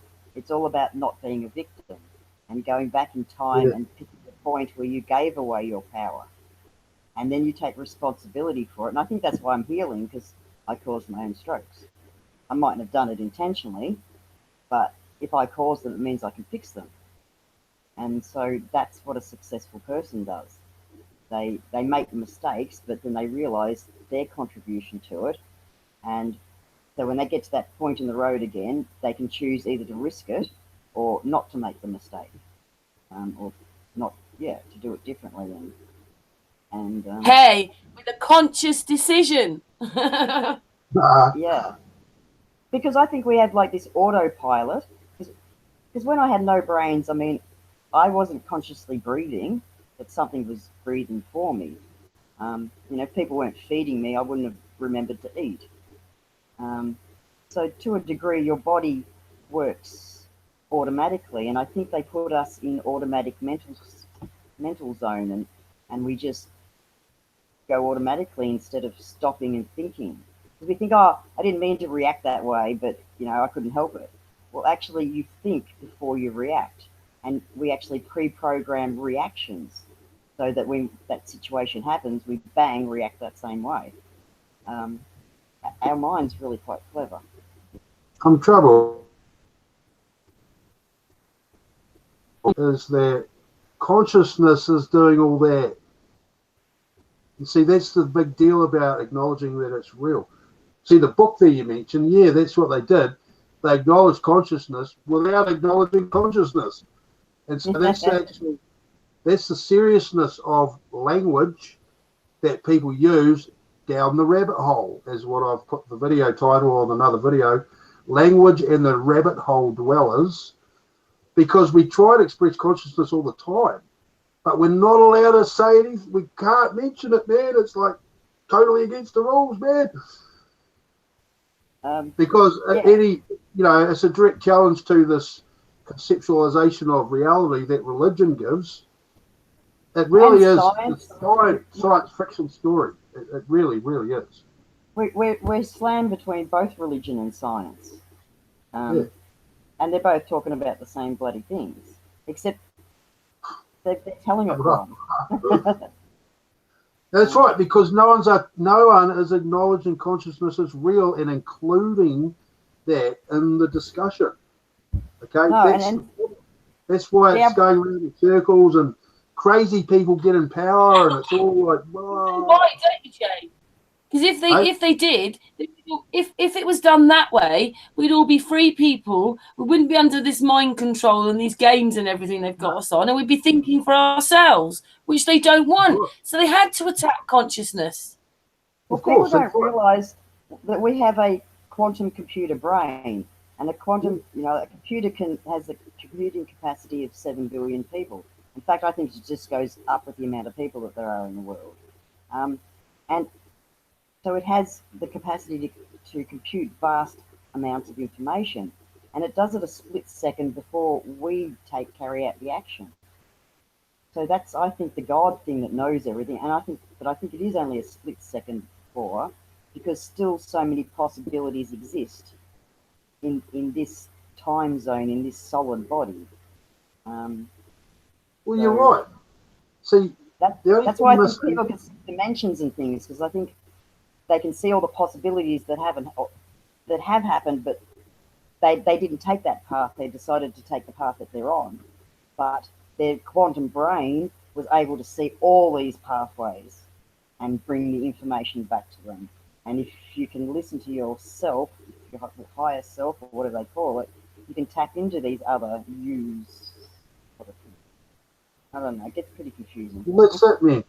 You keep talking about consciousness trouble. It actually exists. Yeah. You keep describing it to me. Yeah. And it's a spiritual consciousness. That is our spirituality. Consciousness is our spirituality, the character of consciousness. And you just have to make the step trouble that actually consciousness is real, and I we're a know product that. of it. Because what are we? They say that we're just consciousness having a human experience. Yeah, that's right. I'd like to say something that it's wonderful conversation, and I like to remember everybody to share this video and let more people enjoy us. Yeah, share the video. This knowledge should go to more and more people. So share it, everybody. Thank you. Yeah, I've told like 5 people online and here that this is live this morning, and so absolutely. I'm only into this because I had the brain injury, so I've spent a lot of time trying to relearn how to think and what is thought, and I've spent so much time in the dictionary because people like to believe in God. I'm like, what's God? The hardest things to grasp have been time, money, and God. To get definitions that made sense, and money, I can do maths really well, but dealing with money in the hand is just like, it's completely different. Time, couldn't keep track of time. What's time? Doesn't exist in no man's land. It's like, what's time for? In fact, time's a complete pain in the butt. I don't know. I'd dump time if I could. And what was the other thing? And God, everybody has their own definition of God. I can't, like, what the hell is this God thing? Consciousness, man. And then once I go into like relearning what my brain and all that is, that's I can find God in there, and I can find it in law, God and Satan in law. But there's so many versions of them. It's almost like you got to define which one are you talking about first before I need to reply. Yeah. And that's what you're saying about languages. I mean, I've had a brain injury, but I can't talk to my GP about it. It's the stuff, the words that they've got written from the specialist are just too much for him. So even within the medical system, yeah, a GP compared to the neurologist. Right. Yeah, it's just completely different language. And then to the chemist, it's another language again. And to the physio, a different one again. And it's just like, this is crazy. And when you've got no vocabulary because you've lost it, it's just like they were talking another language. I just want to laugh at everybody. It's like, what are you saying? You see all these groups acting separately. Yeah. And it's just... That's what's wrong. See, if they were consciousness, they wouldn't do that. They wouldn't act separately. And that's the thing. No. That's a little red flag right there. That's completely normal. And so that's why I say that society's been created out of the belief that anxiety is virtuous. And that's why there's no language to support your understanding of your own experience, trouble with consciousness. Yeah. God is consciousness. Yes. You know, that's all. And so, you see... Well, that's what it should be, but it's been hijacked. Yeah, we think we're the most important beings in the universe, and everything's separate to us. But actually, consciousness is not separate from us. So to describe consciousness as a separate thing completely confuses the crap out of it. Because we can't be separated from consciousness because we are consciousness. And that we do that, this is a reflection of the conventional wisdom is that anxiety is virtuous, actually, at a philosophical level, man. And so all the established understanding is based around that. The worldview that is completely ignorant that consciousness actually exists and is entirely our function, which is why you express all these expressions of lovely consciousness, trouble. Well, yeah, and because it's everywhere around you, it's in all the words, and even the Bible has lots of good stuff in it. I mean, I'm not overly, I've never read it, but I forgot what I was going to say, but there was something about just the information that they repeat. Yeah. Sorry, lost my train of thought. Nah, look, you just trust yourself, man. As you say, as Karen said, the inability to acknowledge one's feelings and to doubt one's feelings. Because one of my next videos is about how doubt is initiated. Because I notice when people talk, it gets political, and then the main aim of one person is to create doubt in the other person's mind about what they're saying, and then they become the moral authority, and then they start having this competition, and it's that ain't consciousness. So if you're from the farm, see, the farm is a lovely, lovely place with lovely, lovely people, man. You know? Yeah, but they're a bit consciousness out there. Yeah, and your animals and everything around you you see it because it grows and you interact with it. And we're an equal to the natural environment. We're an equal. We're not better. We're part of the farm. We're just another animal on the farm, man. It's like. That's what I was going to say. I don't know what the creator is.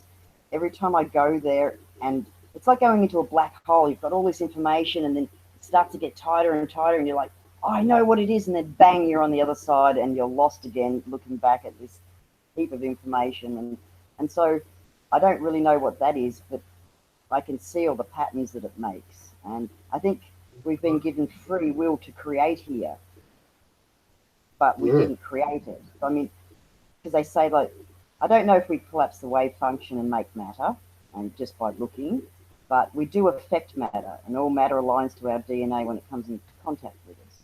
You can see that with animals. They change. They take on your personality, and we do affect the stuff around us. We can make the gardens grow certain way. Yeah, so we've been given free reign to play here, and that's what everybody wants to do. They want to create. And that's why I kind of like the internet, because I can do a lot of artwork on there, and I'm not using paper, and I'm not using ink, and I can keep it forever, or I can delete it. Hey, So is it that we have free will, or is the meaning of life to express consciousness? Because in the great scheme of things, that they should say to us as conventional wisdom that we have free will. Actually, this is a very human perspective, and it's a human start point of understanding, and it ignores the existence of consciousness, man. I think it's both. And to say we don't have free will is to say someone who commits heinous crimes didn't have free will. It was the situation of that. You know, and I'm starting to question some of these authority things that we've been told, like empathy isn't something you're born with, it's something you learn. Well, bullshit. I don't think it takes too long to look at an animal. If you can put yourself in that animal's place, ripping its wings off, even if you can't hear it, I mean, like, ouch. So kids are brilliant at empathy. Yeah, so I'm starting to sort of call bullshit on everything and flip it completely and have a look from the other direction and see if they're actually telling the truth now. And I just don't think there's much truth here anymore on this planet. Well, look, that's why I've come and I've got this message, because here's a little thing, right? While the world exists under this conventional wisdom that anxiety is virtuous, where the highest pillar of society is religion, who has the political optics that anxiety is virtuous, right? Okay, so you get this construct, right, that is a set finite dynamices, right, which is what anxiety is, as the 8 laws, as I've observed. It is a finite equation, okay? And then you get all these other constructs of the world, like the legal system. They are all finite constructs, right? Then you have consciousness, which is infinite. As you say, we've got the supercomputer in our head. Consciousness is infinite cognitive ability, right?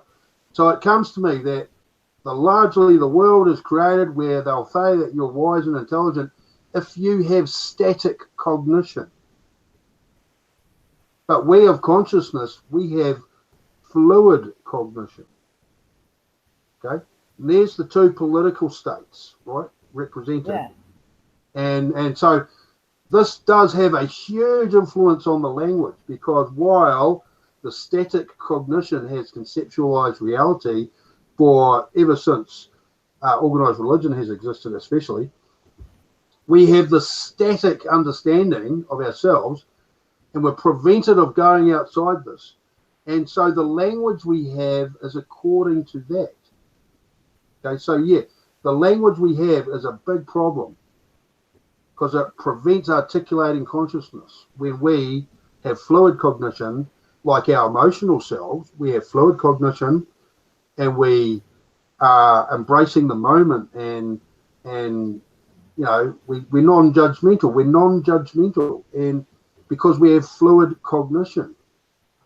And so that's just observation I've made in the post-discovery period that I'm experiencing at the moment. I yield.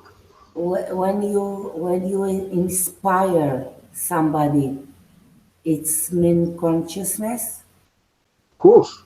Of course. So Someone is, when you see Jay teach his child, autistic child, to recognize how powerful she is, it's a big consciousness for me. I'm crying. Yes. yeah. Yeah. You know how they say information holds weight? Did you know that when you die, you instantly lose weight? And I was starting to think, well, why? I wonder, is that the weight of the information leaving you and going up to consciousness? So I started to think, well, if there is this God creator thing, then I want the information coming from me going back to it to be good. I don't want to be delivering back all bad information and bad feelings and bad sights. I want to be putting good stuff into it. Of course. Sorry, just So I something, think that something Yudit said just triggered that. Sorry. no, that you should feel like that it is the good news that you want to that you want to convey, you know. Yeah. So I think it's a great time to be alive. It's just everybody's getting a bit frazzled because when you do first learn how corrupt your world is, it is a bit mind-blowing. And I think to come into flat Earth out of knowing nothing is just a huge slap. I went from I saw Zeitgeist. That's what woke me. Like on a religion, I was like, oh, right, I knew there was something wrong. And then it was all about self-healing. I was like, oh my God, it's not just folklore and fairy.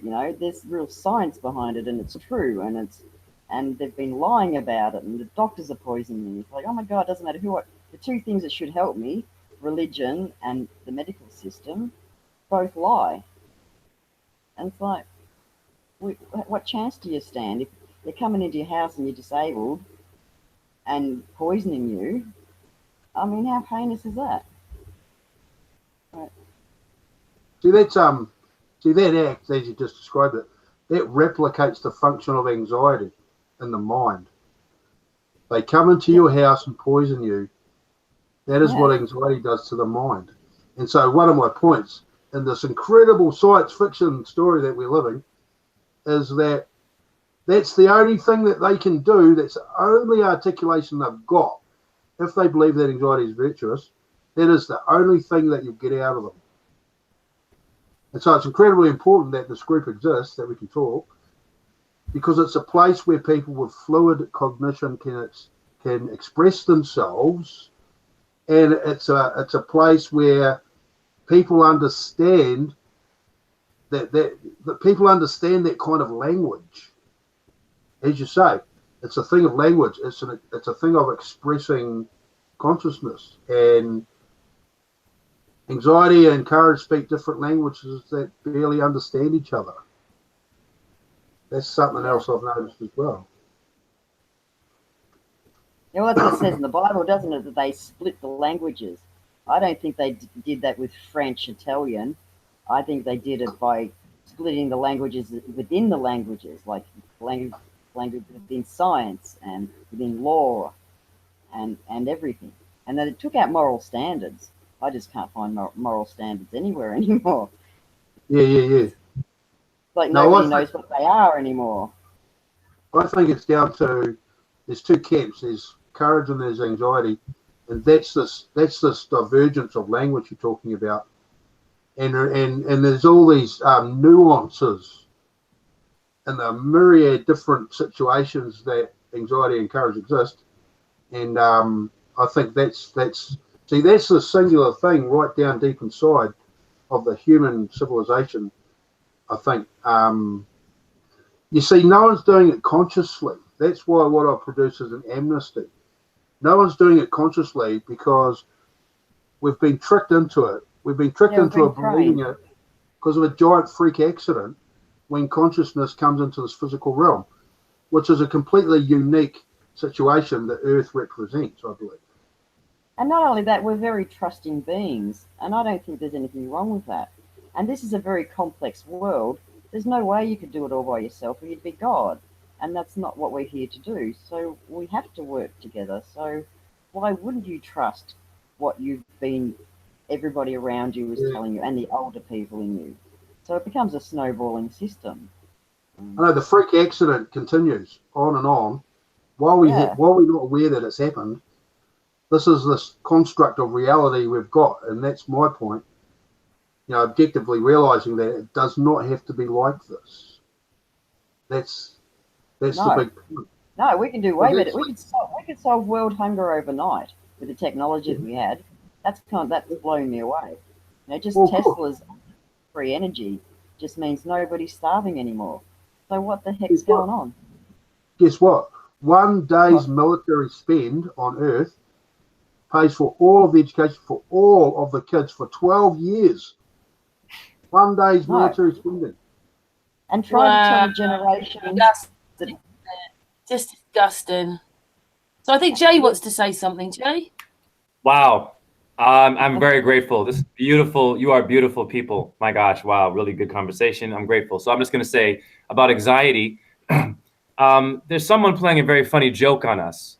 So we have Humpty Humpty. He cracks his head. So when we have crack cocaine and we have crackheads, these are metaphors for cracking your dome, for cracking your consciousness, right? So we're going to give you something that's going to knock you out, but now you're walking dead. So I have a TV show that can feed this walking dead, the crackhead. They've been around for years, the crackhead, right? Build the pyramid, follow my gods. This is your diet now, obey.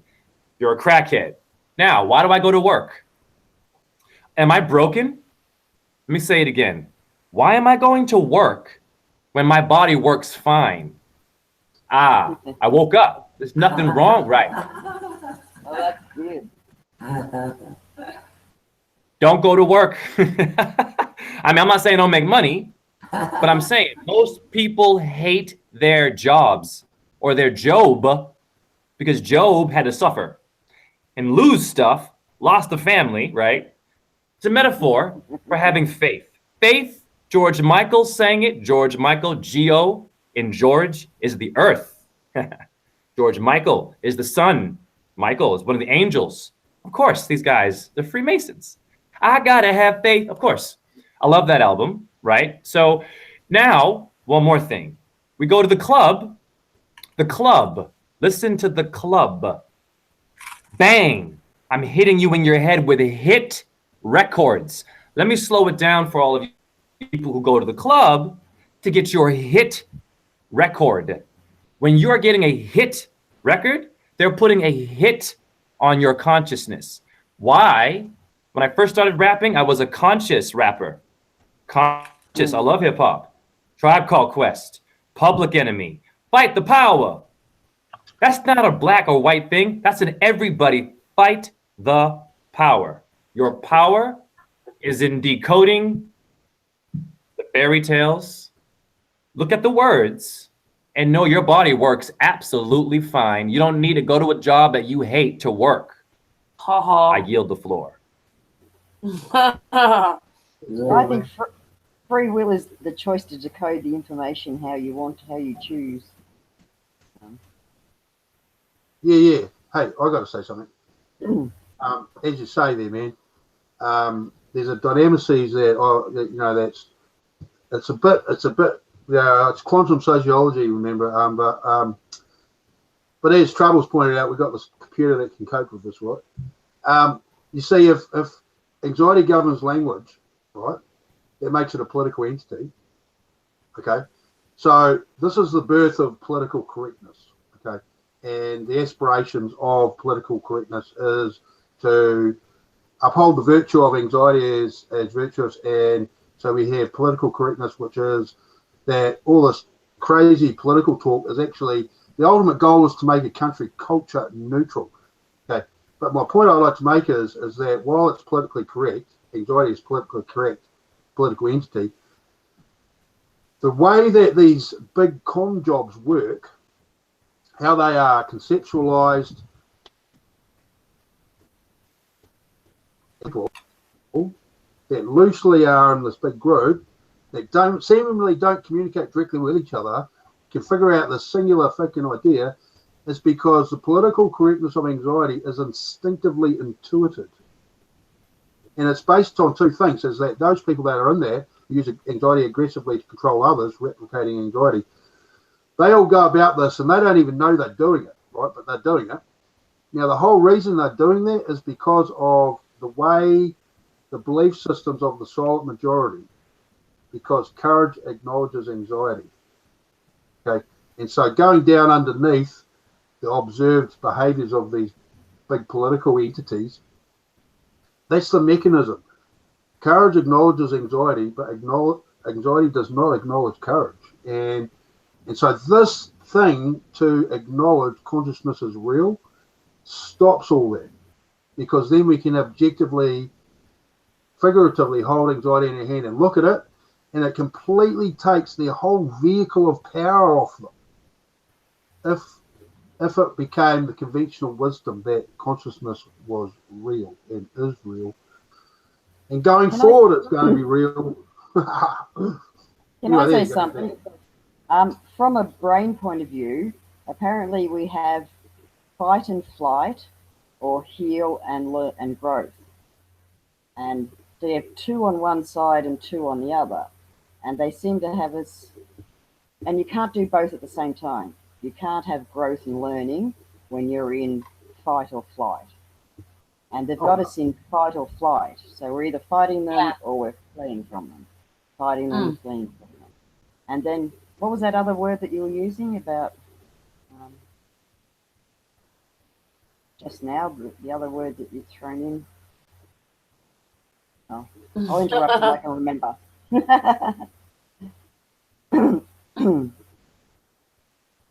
Sorry, that's what James is saying, is they've got us in flight and fright. And then we're not thinking. Yeah, no, you cannot think in that area. Like when you're defending yourself, you can't listen. You can't grow because you're too busy trying to remember what you've got to do to fight. And that's where they have us constant. You know, you can't think at all. That's when you go into automatic mode. And they've trained our automatic mode to yes, like you can't think. Yeah, that's it. That's right. And so that's what I call it. It is a replication of the function of anxiety. That's what I've deduced. Yeah, and we just need to learn how our bodies operate, and we'll know they won't be able to do it. Well, that's right. Just to be objective just being objective about it stops it all. Not buying into it and believing it is of high value to engage with it.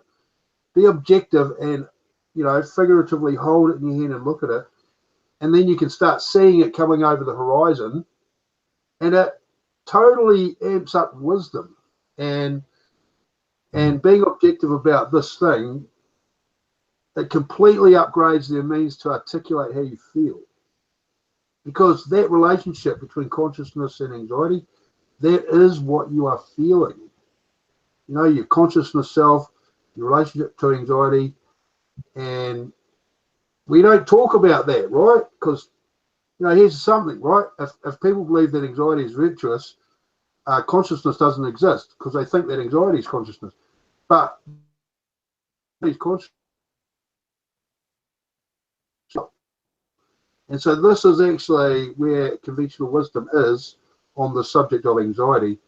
That's actually factually, mathematically sound, I believe, that if people think that anxiety is virtuous, then consciousness disappears because that's wisdom. And if they think that anxiety is wisdom, that evaporates the concept of anxiety as well. And so this is where the language is at, and it's where they game playing. That's the playing field of their game playing on us, right? So if we could just organise ourselves to be aware and objective about this, that is a big difference, man. Once you can see it all, it actually becomes, I mean, apart from the fact that, you know, people are dying and all that side of it, the other side, it's quite funny to watch watch what they're doing. They're very clever and it's very complex. But it's funny as hell. Once you can see it, it's like, oh my God, this is pathetic. It's just, how are you getting away with this? It's so obvious. How did I not see it before? It's like a cartoon. It's like I've woken up on another planet. It's like, this place real? Yeah, how I put it is, once the roof is lifted, you can easily see what's going on behind the scenes, man. Once that stage curtain is pulled back, so that's what you're saying. You become objective. Yeah. You become objective. Yeah. And I just want everyone to get to the other side. Like, once you get past that shock, like, we're going to make this place amazing. Like, between 7 billion people, we have all the answers to every question that we've ever asked. Like, because we are that quantum computer. We have all the information between us. So it's just waiting for people to want to to come to the other side, and help, and just create whatever it is that they've got to create. Yeah, I'd like to say something about this. That the world needs more, I think, inspire, positive inspire, positive consciousness. And I like to speak about DOJO project. I don't know, I call it project, but yeah, DOJO time. DOJO present very tough project, if a woman want to make an operation in her face, cosmetic operation, so he present her the a few picture that make her a positive thinking about all this, and it inspire her not to do something like this. And you see, and yeah, it's incredible. It's very proud to do. Tujo, can you speak about your project, please? Yeah, sure thing, Yudit. Thank you, Yudit. What Yudit is bringing to everyone's attention is on Facebook. I make little snippets of reality checks, and one of them was in regards of being pretty, and what a lot of a lot of wealthy people with money, well, how far they'll go to get this cosmetic surgery done in order for them to look pretty. And see, and for my field being with the body and all that other stuff, I was indicating to these people through the snippet that literally, if you want your face to look a certain way, they have to reconfigure muscle, and sometimes they have to shave bone, because once they go into reconfigure, your muscle structure is what makes your face form different expressions with your eyebrows. And so they literally go in and they dissect your face wide open, and they put the pins and they do all. And so short story short is what I was trying to indicate was that, pretty or beautiful is in the choices you make. It's not the way you look. I mean, to me, I think people are beautiful and pretty by the choices they have made in life. That's what I consider pretty and ugly. I get the floor. I think it's not till you get older do you realize how pretty everybody is just in their youth. And I think looks are way too overvalued. No one values brains or emotional intelligence. It's just another way of, like James would indicate, another way of getting us away from our own self-consciousness. I would. That's how I take it. I've taken everything to where it's like, because I was a globalist at once, Yeah, I think I'm not sure someone's making a noise. Yeah. My camera, I've got to get a tripod, man. May I share one point about being beautiful? I have a combination in my ballet class called I Am Beautiful.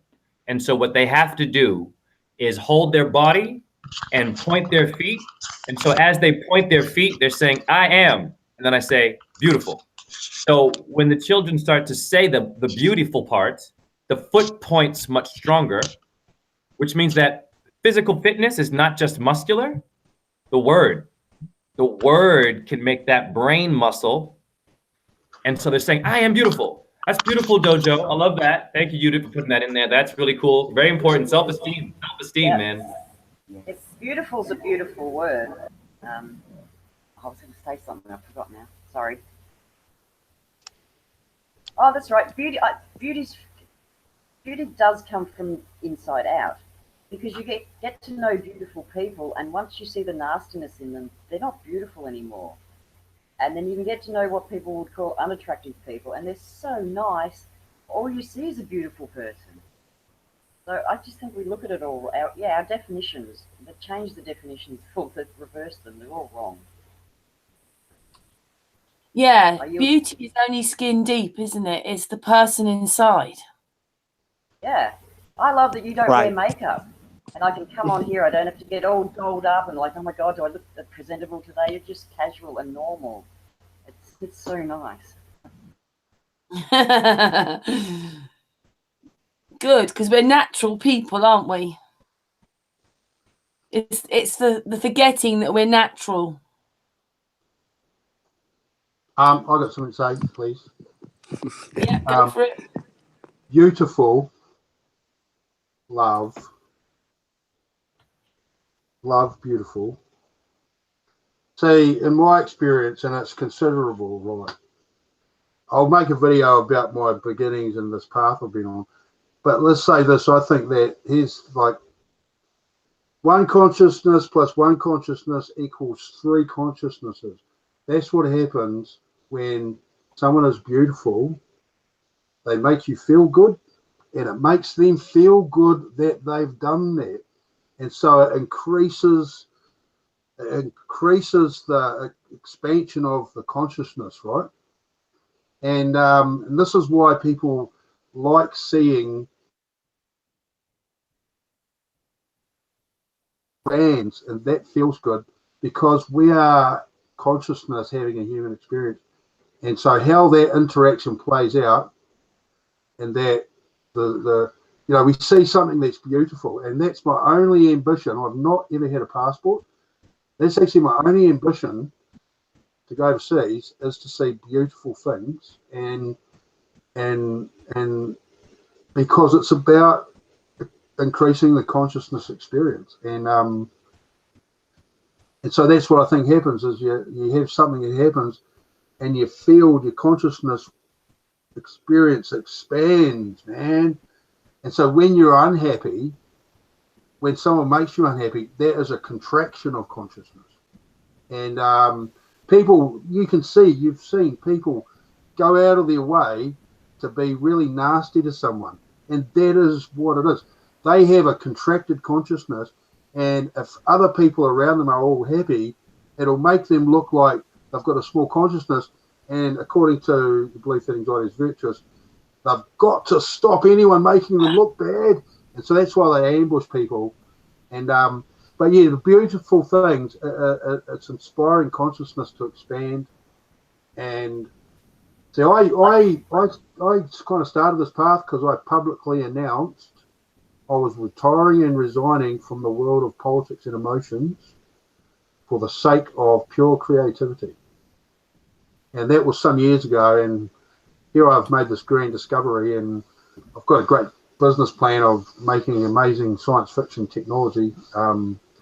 That's another story. And that's the thing of the consciousness expands, and that feels good. It's like I think that's why I never went religious, because I didn't need heaven and hell to scare me or reward me. If I did something bad, I felt bad, and if I do something good, I feel good. So that alone is enough. But then I guess you have to be aware of the effect you have on other people, and we're not really aware of that anymore. The effects that you have on other people. Yeah, religion's a bit like a corporate entity like that, isn't it? Well, everything, because it's the government, it's all the same thing, really. It's the same dog, different that's right. Same group of people, that small ruling elite. I don't think religious people are terrible, but they're everybody, like, it's like you're not allowed to have faith anymore. It's like, no, I've got to know, and it's like, well, sometimes you don't know, and so you have to use faith, and the laws of attraction. I do get that, karma and you create, or you get what you give back and all that kind of stuff, but they don't overly work, because otherwise bad things wouldn't happen to good people, and good things wouldn't happen to bad people. Something's overriding the laws of attraction, and it's the intent of these ruling corrupt, that's what I call it. That's an amazing analogy. A small group of people that are really annoyed. I don't know. It's really hard to work out, because the past is so much lies and so much repeated history and the timing. So you don't really know what's true. Like, what made them do all this? were they outcasted, and so they just decided, right, we're going to do what you did, but even better. Then there's this male versus female thing, moon and sun god thing, and so I'm not really sure. The past is really quite hard to grasp the truth out. You can trust your own experience. Your own experience is a fact, man. Yes, yeah. That's because consciousness is real. That's a fact. And I think that's what I've come back into my own information now, because I can't repeat other people's information because I haven't experienced it. But I can repeat their knowledge, as in the words and the patterns and some certain information, because that's wisdom. But yeah, I'm doing it in my own way now, so that it's me and I'm creating and I'm having fun. All this. I can't wait till everybody else coins. Like that something there. There's something I've discovered about language is that we kind of have this process and then instinctively articulate the process according to this way we have of expressing it.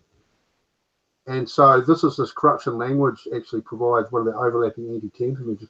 But as you say, the trouble, now you get to this point where you're allowed to express consciousness. How differently would you articulate what you want to say compared to trying to communicate with people that you know can't compute that kind of thing? That you have this freedom now and are welcomed and encouraged. How differently might we articulate? Yeah, because you'd different words, wouldn't you? Because one thing I've noticed about James is he's extremely articulate. And then the other day, when J Dreamers came on, he thought I was saying something else because of the words I was using, because he understood also the words you use is like a spell. So, yeah, just what you were talking about. We would use different words, wouldn't we? We wouldn't be saying you're thick, you're useless, whatever it is, you're ugly, I don't like it. You'd be used because your inside would be all different anyway, because you'd be using certain different words. See, this is if we were wholly bowling the whole world on this page, right, we would articulate things massively differently. We would have massive different type of governance. There would be a whole different concept of the business environment, right? And that's evidenced by how, now that you've got this place, Trouble, you can really be honest and without any fear at all have this place to express yourself. You will carry yourself very differently here than at the doctor's office, as you say, or in public or whatever, because you know that you instinctively know those people aren't going to understand. So you have instinctively learnt to communicate to them according to how they receive what you're saying. And so here we have a new place, and you may conceptualize what you want to say. You may conceptualize the expression differently because it's a 100% safe environment for consciousness. And so transposing that to the big macro, that's what I see as possible. And that's what I want, actually. According to what kids put up with, yes. I think this is a great vote of confidence for the emotional welfare of kids to aspire to this, I think. Well, I think once people realise, like, we're mostly made of water, and so what we speak creates a vibration within us, and you can see that in water or sand. And once they get that visualization, they'll understand that that's what they're doing to their bodies. And basically, if you think good thoughts, it creates good chemicals that heals your body. Create bad thoughts, you create bad chemicals that harm your body. And just even having it that basic level, I now don't look at people and judge them anymore, because, or even myself, sometimes I just go, oh, you're an idiot. But I think of that, I can instantly picture that vibration, that Yoshimoto, or whatever his name was. I can have a visualization now, because I don't think we take 10,000 photographs a second, our brain does. That's a lot of information going bang, bang, bang. And so I think that's how it feeds it back to us. In fact, I know it does, because my brain's gone so slowly I see it. So it feeds you this information back in images. And because it's so fast, you can't read it all, and it just creates an emotion within you. And I think that's how this consciousness thing talks to us, or feeds the information back to us. But it can only feed back to us images that we've absorbed. We haven't, because when I had the strokes, if you just said elephant, I'd go, hang on, I know that word, but no image was coming to mind. I could not picture an elephant or anything. So I think light is sight, it's images, and it's information. Yeah, it's all got to do with how, again, like how our bodies work, how we see and hear and feel. Yeah, that's the point I Can could I make. can I just say that Yudit wanted to say something? Yudit, what did you want to say? Yeah, it's connection to what Trouble said. When the body in pain, that's because the consciousness talks to yourself. Your consciousness talks to you through your body. So if there is a pain in your back, so watch out. Maybe you take too much on your back in your life. So send something free if you don't need to carry it on you. So if you have a problem in your kidney, so maybe you angry too much. So it's kind of a conversation between the consciousness and the body. When the mind is good, is reacting good and useful and react good, so the body doesn't pain at all. No. So yeah, it's what you're saying. Trouble. Yes.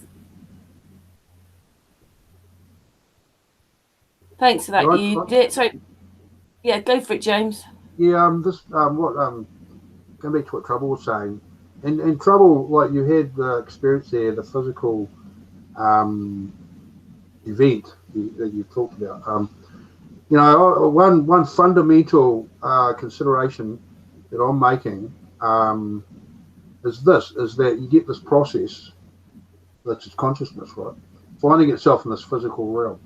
Now, how well developed is our understanding of this interface between consciousness and this vehicle of consciousness? Okay, because without acknowledging consciousness as real, we might have been kind of we're missing we're missing a lot of very important data, right? And so how well consciousness is able to utilize this interface.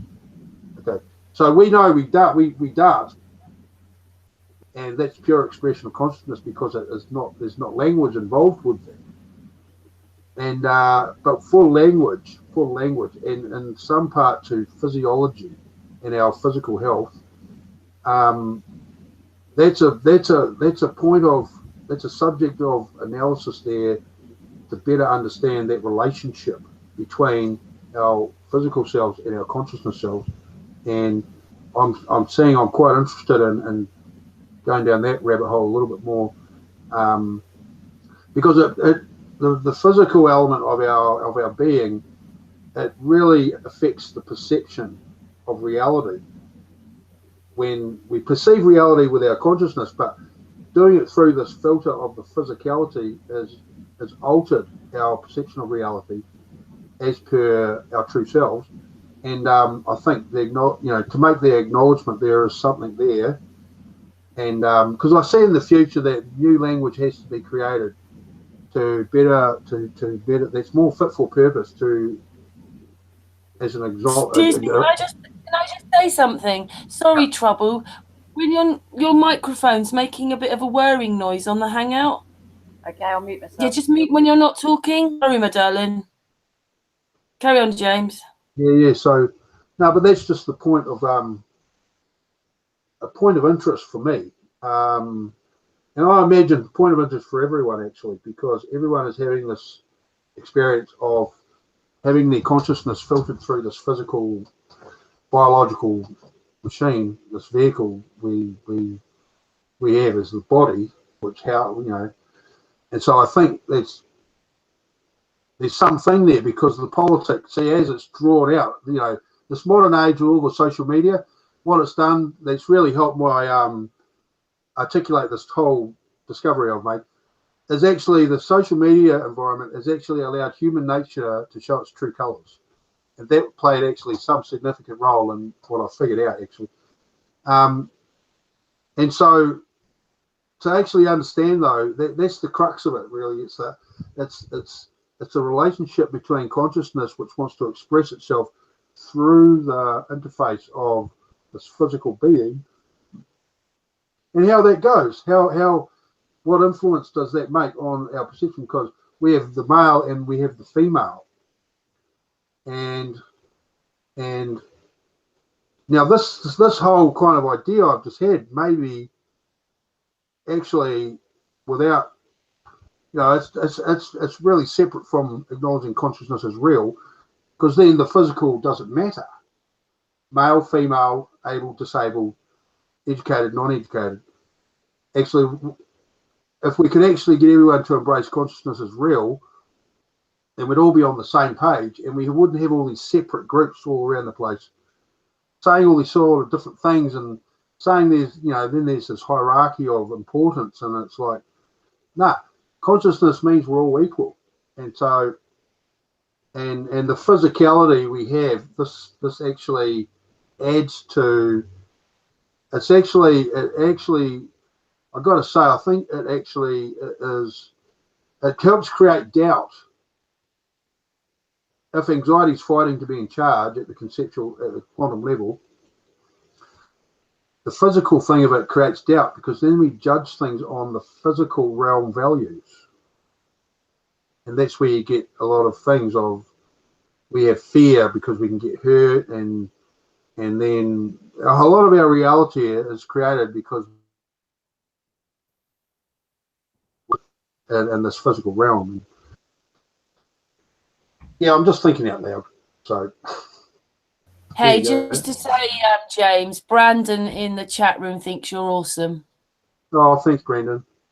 I'm doing this for you, man. No, I've been very interested, man. I mean, I've got to make the video of my path that I've come along. But I've been on this job a long time, man. I tell you what, this relation. I believe I've known consciousness has been real all my life. Okay, I've actually known it and consciously acknowledged it. I've really, they say God and religion, and they have got no clue about it. Nothing. They don't have any relationship to what I say is that which is there.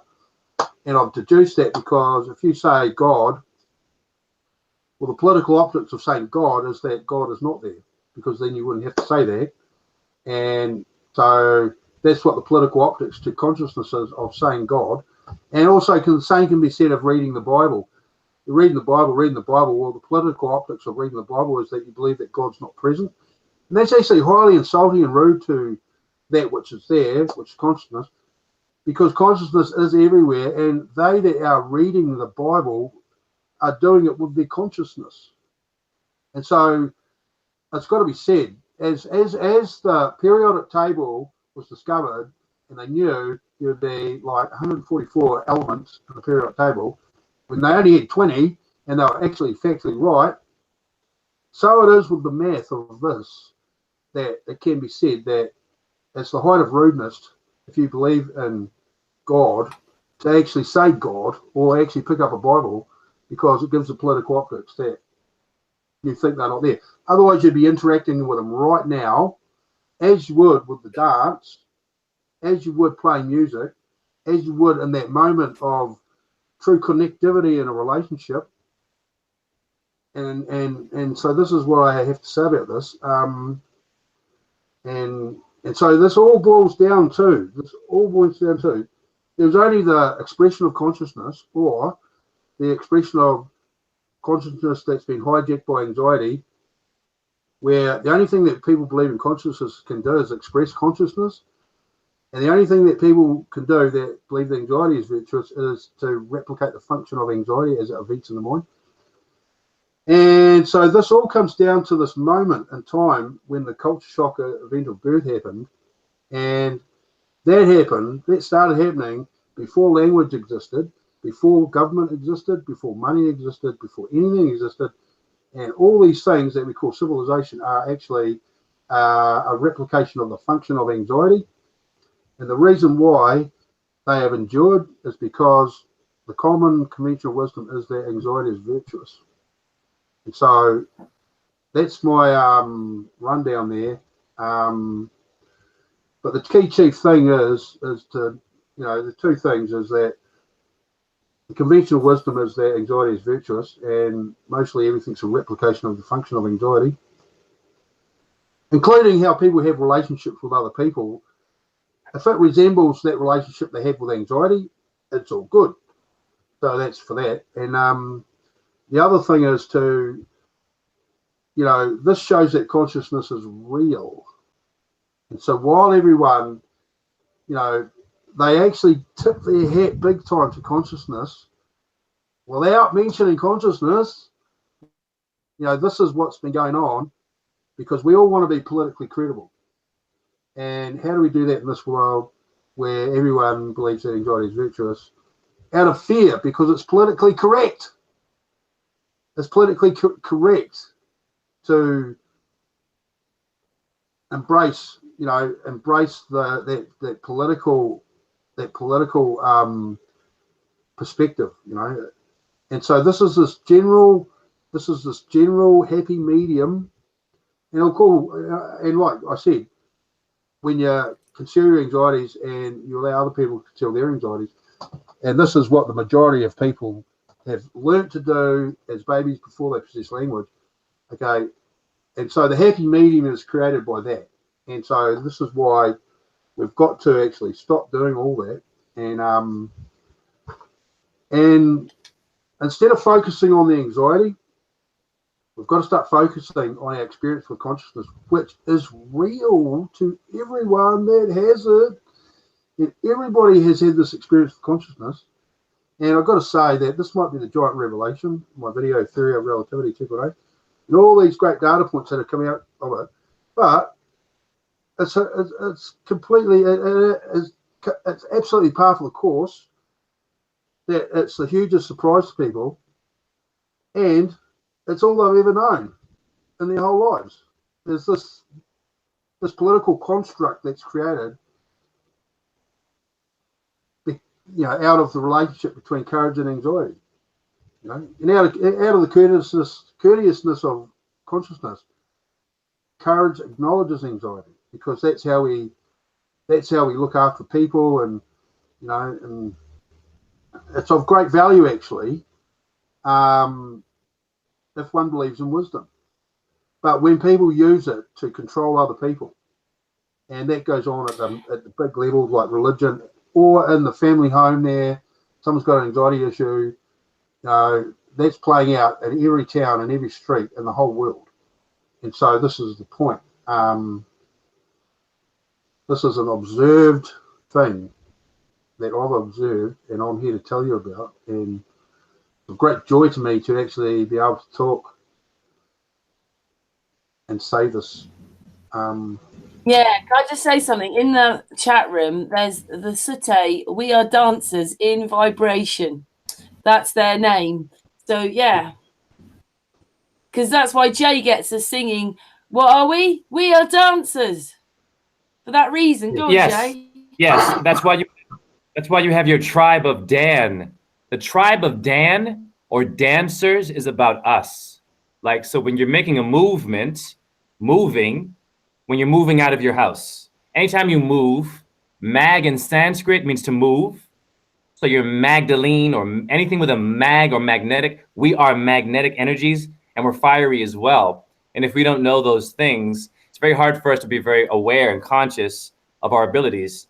The lady, pardon me, Trouble, your name, you mentioned the brain has you said quadroon computer. Quadroon, I think you said?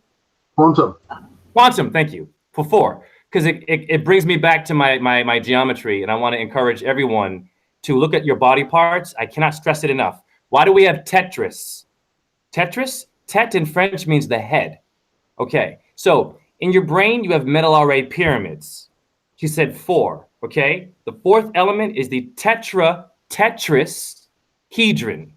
He or she dren. I get my children to say he and she because it's not just a he. Very simple. When you're putting your elements together, when you're calm and not letting anxiety suck your energy, ruin your bagpipes, your breathing. Pharynx means your pipes. Hence, Bhagavad Gita means bagpipes in etymology. You are the pipe. You are an instrument. Tibia means flute. It's in your shin. Simple, right? So if I have a lower chakra and a flute is down there, when I'm hearing a Hanuman song from the Hindu people and I hear a flute in any East Indian, that's your shin. You know what shin means in Hebrew? Fire. Or your brain is a beautiful, my goodness, incredible machine full of so many options. And they give you video games like Tetris or whatever. They give you geometry in school, but they don't tell you that your head has that structure of fire. Fire is consciousness. Fire and desire, a famous R&B song. Fire and desire. Rick James, man. What is he talking about? Rick James?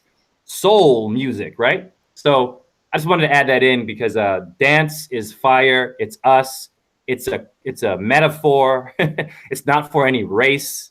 It's a great tool to relieve your anxiety. I encourage anyone to go in your living room, dance off beat.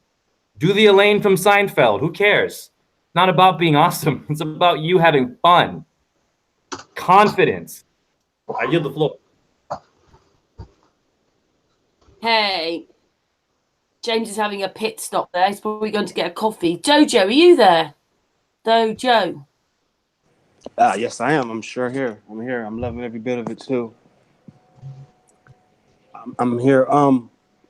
I like everyone to know that we are living in the information age. I'm sure we all are aware of the Aquarius age being the information age.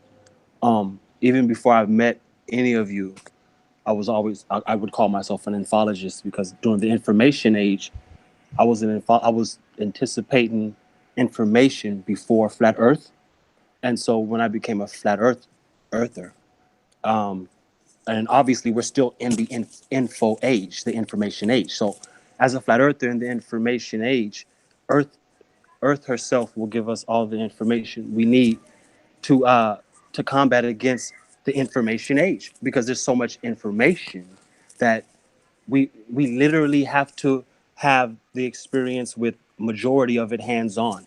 And so during this time,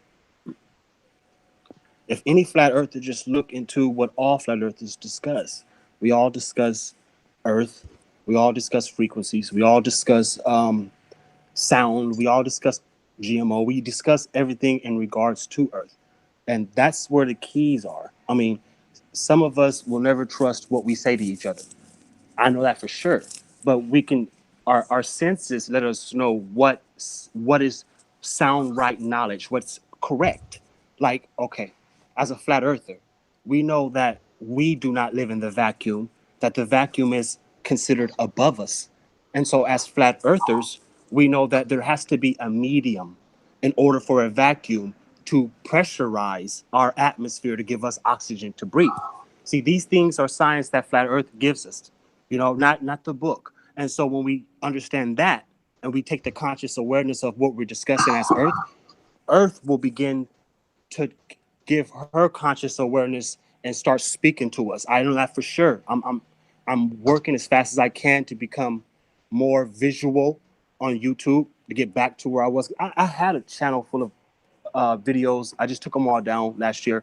What I'm trying to say is that the Earth's surface, right?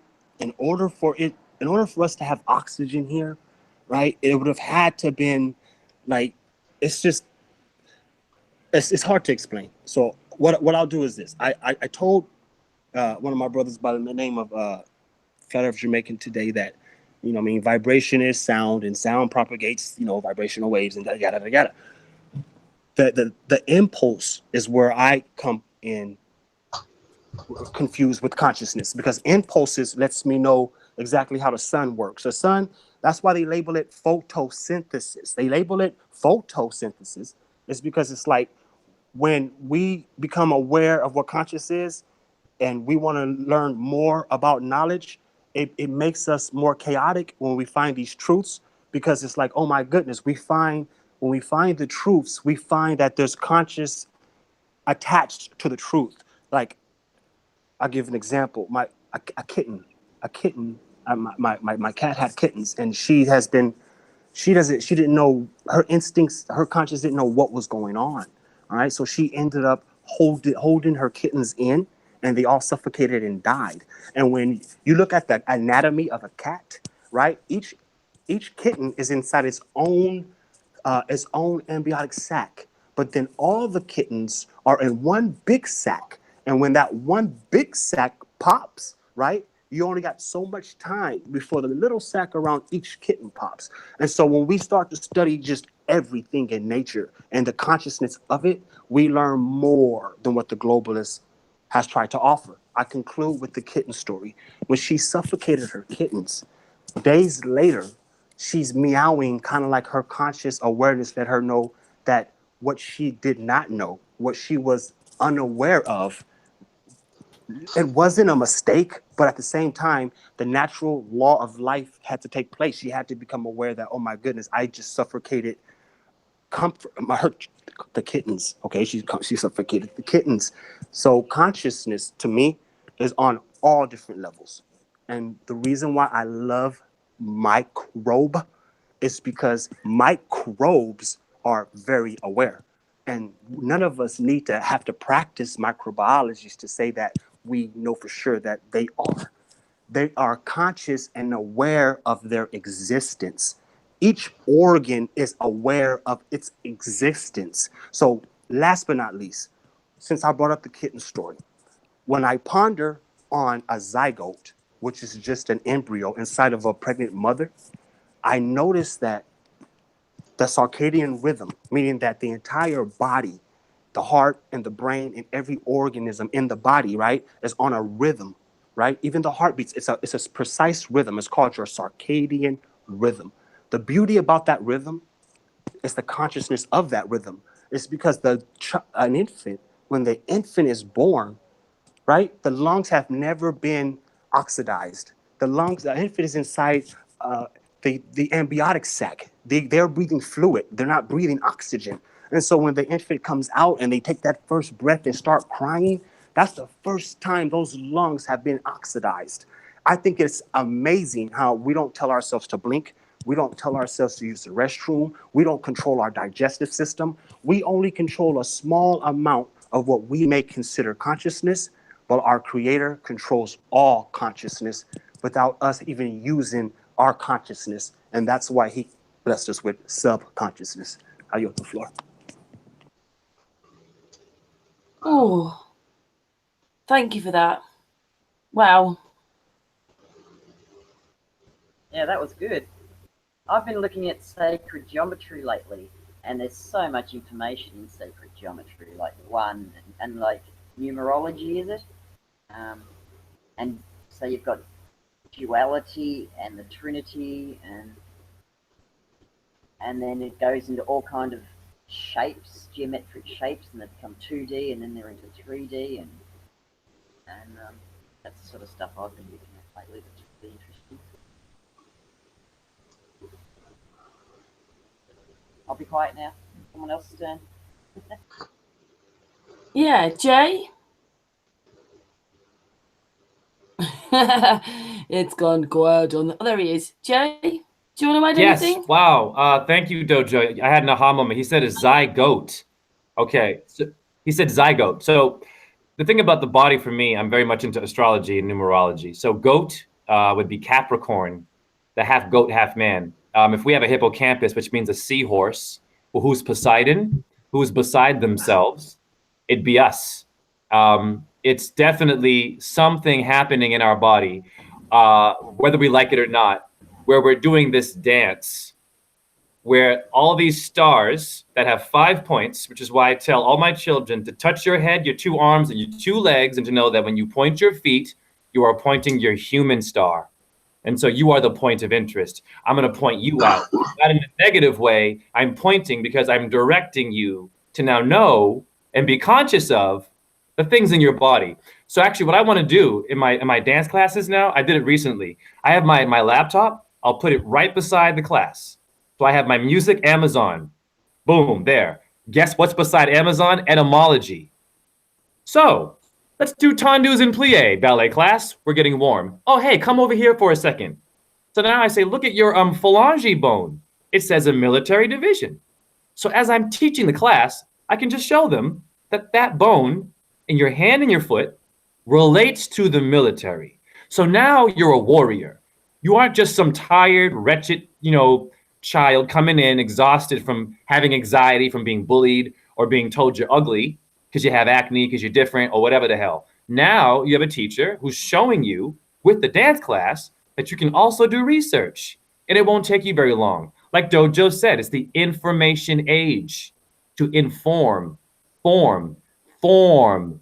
We drink formula as babies or babalans. We're forming ourselves, not conforming, which means to form the serpent. That's a different thing. Aliens movie, watch it. Oh, can't go there.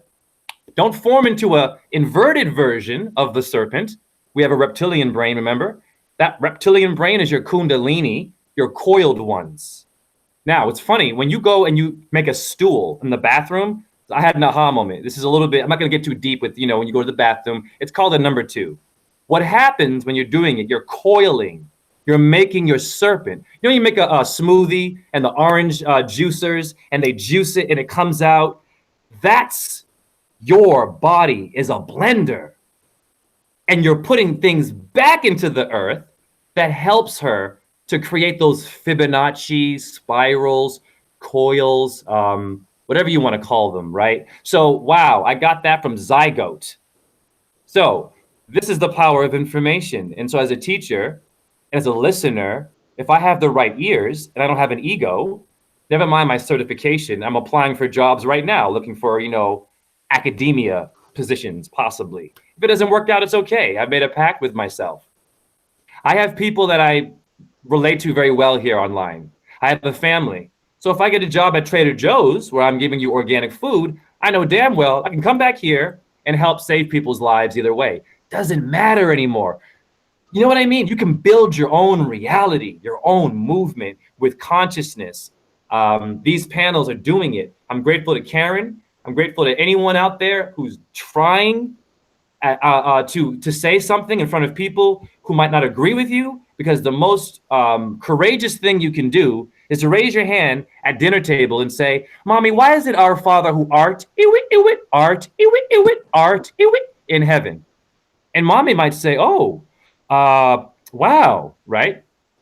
Who knows? The children, we got to feed them. So once again, back to the children, back to sacred geometry is really beautiful because that's hiding also in your body. You have a tricep and a bicep is 2 and 3 is 5. So when we have 5 this or 5 points in pentagrams, we have penthouse, we have pent up emotions. So we have a pen that we write with. Pen comes from Pan. Pan is a moon of Saturn. Your crown chakra has the locus coeruleus. You are a ruler. So when I'm ruling with my mathematic ruler, that came from your brain. That's it. These things with the body undo mind control. Mind control gets into our temple, our Shirley temple, right? Shirley, L, Saturn, L. It's always there, man. They get into your temple and they give you what? Wendy's, cheeseburgers. Her hair is red from Mars, blood sacrifice. We get it. Mars is beautiful. We have to get hip to what Mars means and repel these rituals, these subliminal things that poison us with GMOs, make us addicted. When you get addicted, you become subtracted. Yeah, you're adding on to not be relevant anymore. This is sad.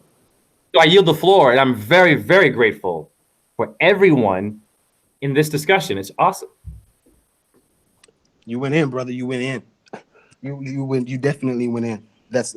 I love every bit of it. I love every word you just said too, man. I'll keep pushing it off and on because I'm over here dabbing. I don't want to dab on the air. You know what I'm saying? So yeah. But I like how you brought up the GMO concept too, because it's like even with GMO is a chemical dependency. You know what I mean? GMOs become and we're talking about all this consciousness, awareness stuff. You know, when chemical dependency become a part of somebody's life. You know, whether if it's a painkiller or whatever the case may be, then they're aware of that. They're consciously aware of that continuum, man. You know what I'm saying? So yeah, shout out to everybody who spoke today. Sorry for me being all fumbling in my garage. Yeah, man. Shout out to Brother Raw, man. Hey, Raw, Brother Jay, I would like to spit a lot of my flat Earth research to you, because the way you break things down, for some apparent reason, I think that what I'm not being blessed to understand, you're going to understand, and you're going to translate it for me. How's that sound? Sounds about right. Let's do it. Yeah, because something's telling me if I begin to tell you certain things, you're going to start translating it. Yeah. Yeah, sure. Cool, man. That's beautiful, man. Yeah. I mean, I see flat Earth in board games all day. Can I share something with you all about flat Earth symbolism? Because they're laughing at us. So I'm going to go show you a picture this is really important to see this. Okay, so this is Spam. Now just look at it. All right, let's look at this can of Spam in which is being sold to us. Can we all see this? Yeah. Okay, just look very carefully. Now, Spam, when you look at it backwards, is maps. Okay, so we have a flat Earth map, don't we?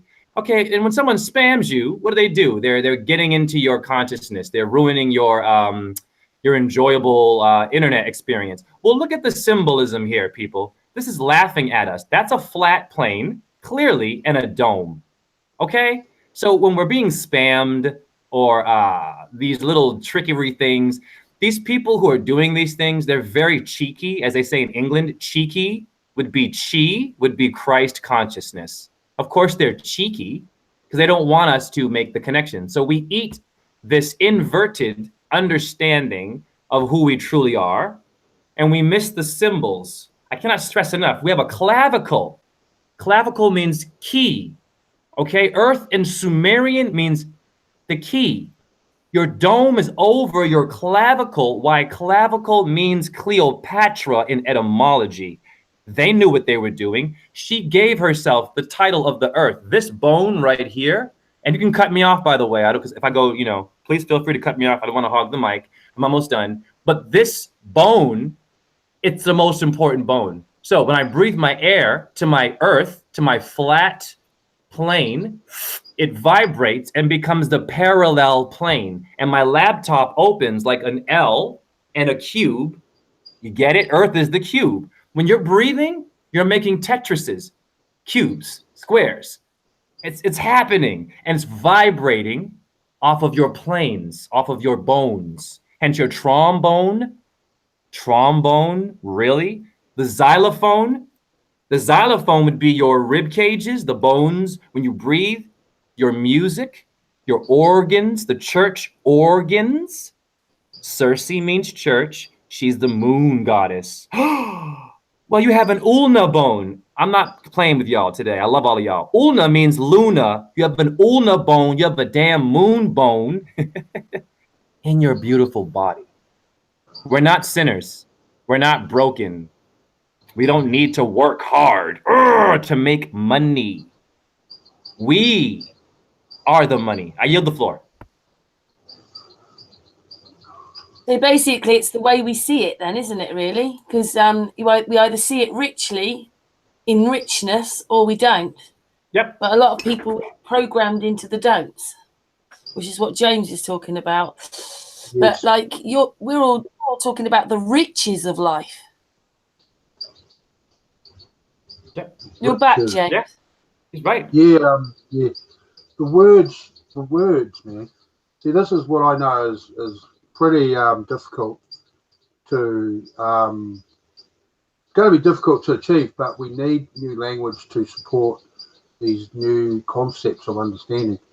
And so this may well be how it came about, that they chose these words from other places and had hybrids of words because when they started doing like finding out about the human body, they needed to have words to call these new things, which was actually something they'd just never seen before, which was bones.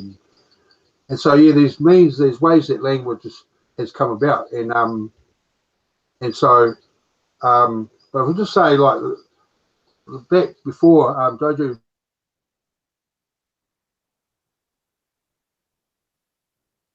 Every now and again. Back now. Hang on, James. You just froze for a second there. Oh, yeah, that happens. So your microphone's making a bit of noise. It's echoing something back. All right. Yeah. Just mute yourself for a second and then come back and then explain what you were just going to say.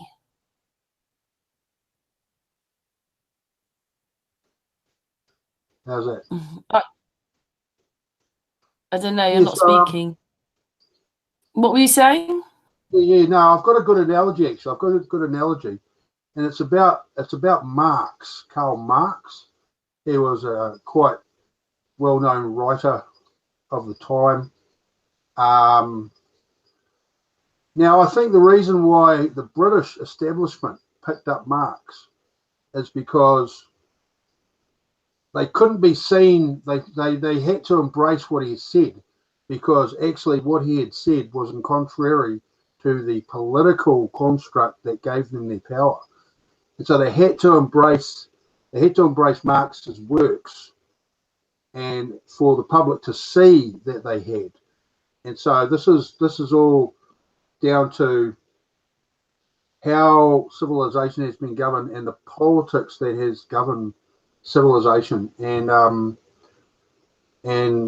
But as to language, this is as you were saying, man, it is a case of inventing new language to support new concepts, and as has happened, as you described, this has happened, and because a lot of what you're saying has all happened well before literacy was common. It was this is very old stuff, man. This has started out way back when, and so we've really, I believe that civilization has really gone along holus bolus without any real direction other than people wanting to stay in power, people wanting power, stay in power, and religion coming along and conceptualizing like this umbrella of governance, man, and so the language has been developed as something seen as fit for purpose to that political environment, and so this is why there's a lot of similarities, and these seemingly unconnected things are connected, and so going back to what I said earlier, it's about that finite political construct, which means that enables that.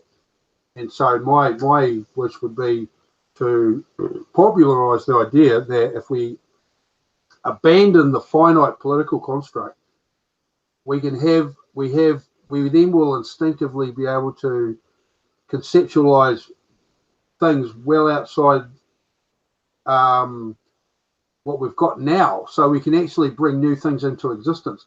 So believing in this finite political construct is actually stopping us developing knowledge and understanding, and language, especially language, and that's the one, man. And so as you say, there's a very language is the means to express consciousness. So as you say, right, as you quite rightfully put it, language is a very, very big, important part of relationships. And I really thought that how you identified some very, very cool knowledge aspect to the class, and then enabled, and then they went off and danced through their routines.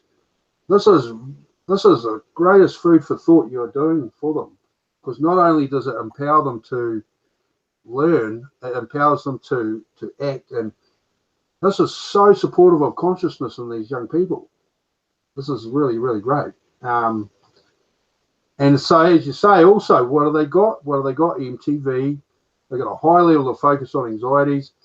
And all this thing, this virtue signaling, this getting offended really easily, these are all the behaviors of anxiety.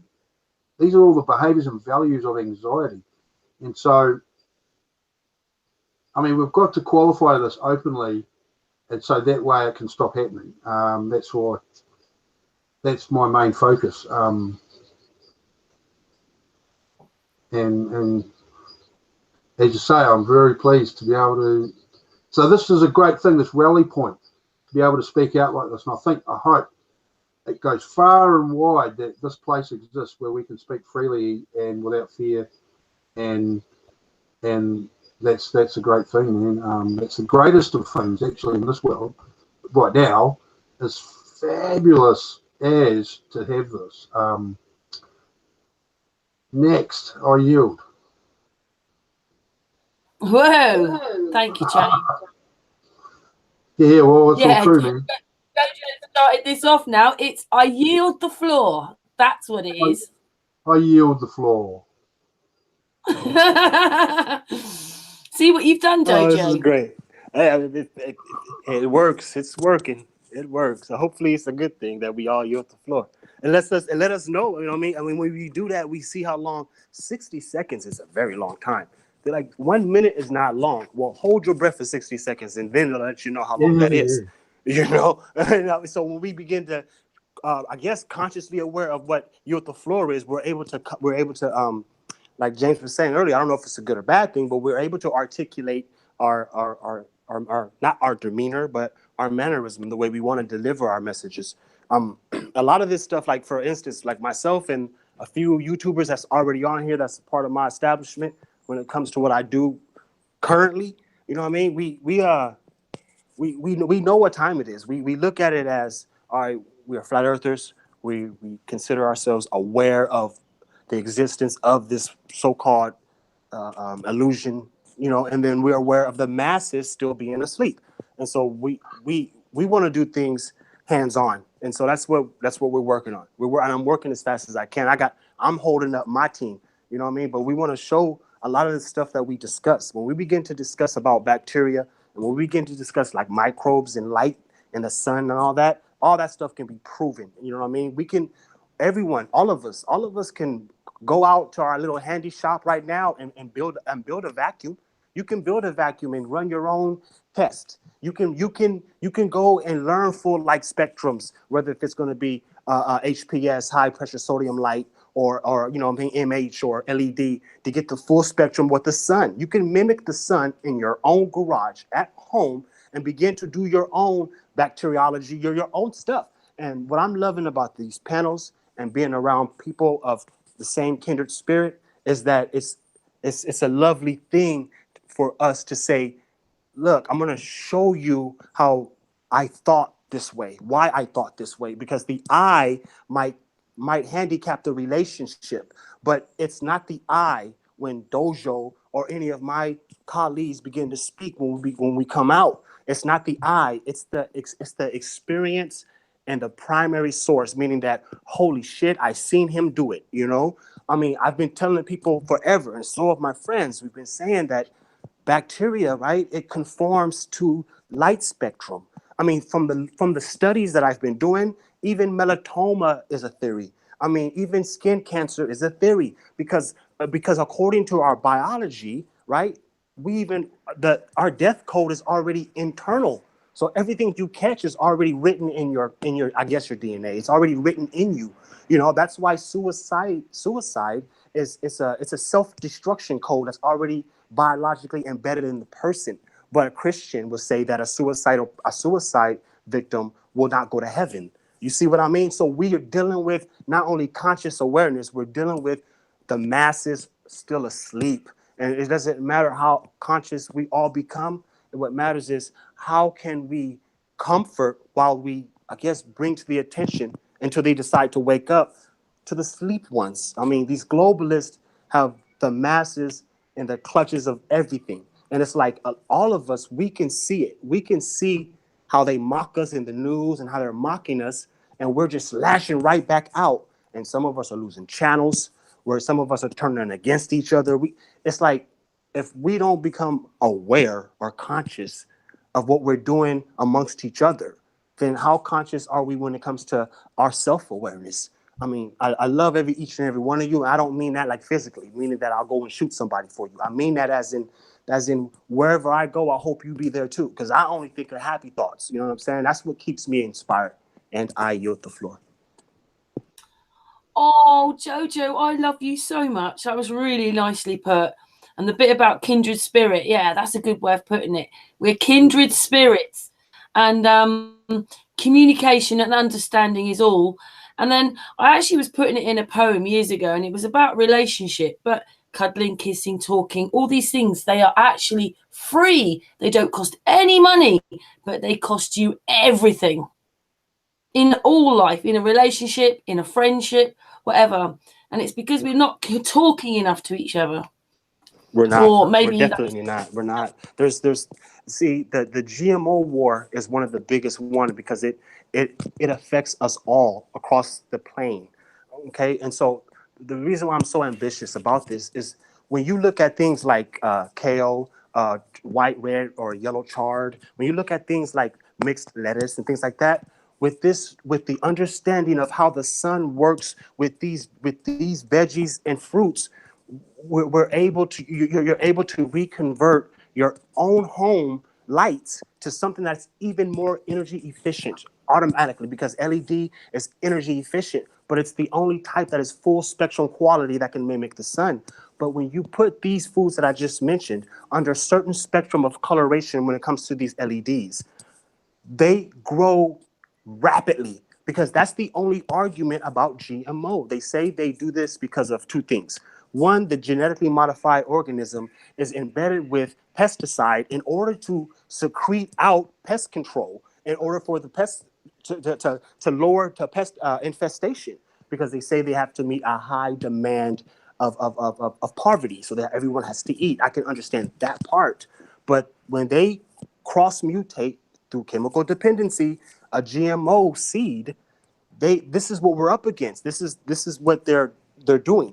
And so when the board slingers come out, we call ourselves board slingers. When we come out, it's only to show people that, look, they're going to come for us fast as fuck. Excuse my language, but they're coming.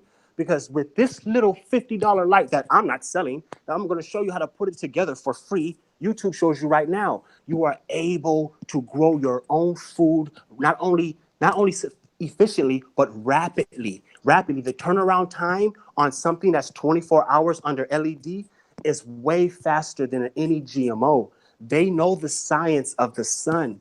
We keep neglecting that. We don't. The science of the sun is to heal us all. The sun has never gotten any of us sick. What gets us sick is all the cross chemical dependency and the mutations from them.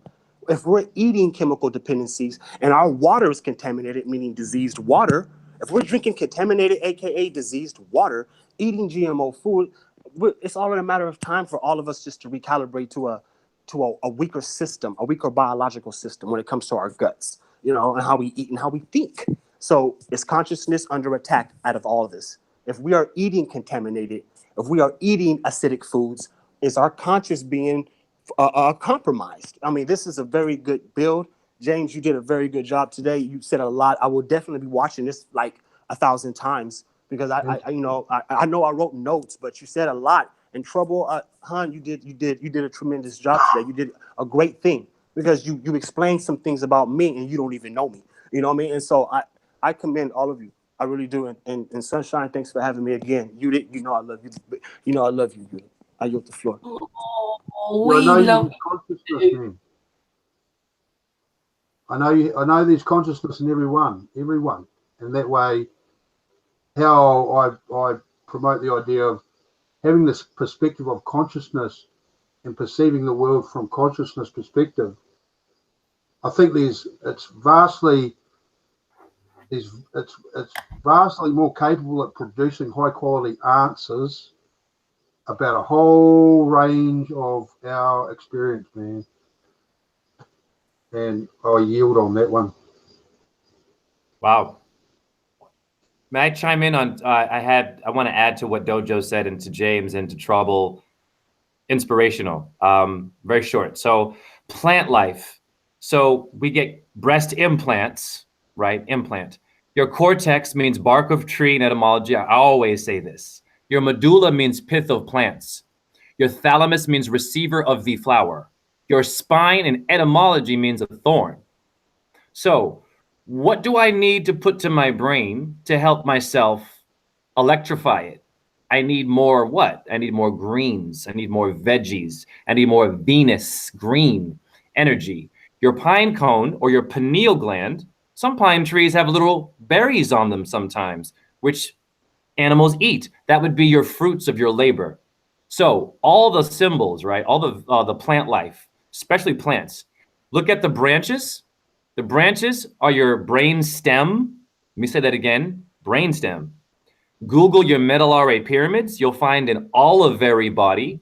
Christ went through Gethsemane, the Olive Garden. Hence, we have an Olive Garden pasta Italian restaurant, probably giving you GMO carbs, but it tastes good. Not hating on eating out. I do it still. Just got to be careful. So this information for me is it's amazing because when I hear people surviving death experiences like the brain, my gosh, trouble. Like you had me thinking about hallowed be thy name. There are hollowed parts of our brain. Now I'm asking, what is Halloween? What is Kevin Bacon doing in Hollow Man? Let's go all the way back. I'm that old. Oh yeah, I remember stuff like that. What does Hollow Man mean? We don't actually need much in our bodies.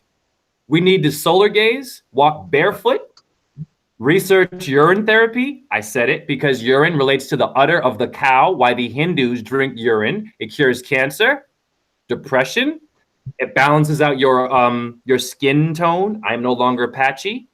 I used to be very patchy in my skin. My hair is thicker and aggressive now. So we're here to be immune systems. Immune, beautiful plants. Druid means people of the oak. I yield the floor. I was going to say, did you know that your immune system's in your stomach? And our eating habits, I don't think a lot of people know that and really understand that. Yep. And that's why with them changing, I think what happened was they took the fat out of food because everybody's getting overweight and they went that fat-free thing. But the food was tasteless because all the food flavors in fat. So they had to add flavor back in and they did it with sugar. Only now sugar's in everything. So you can have good and bad bacteria in your stomach, but you always need to have more good bacteria than bad. And because we're so drowned in sugar, our immune systems aren't working properly. And then still learning about the endocrine system, which is all your thyroids or something.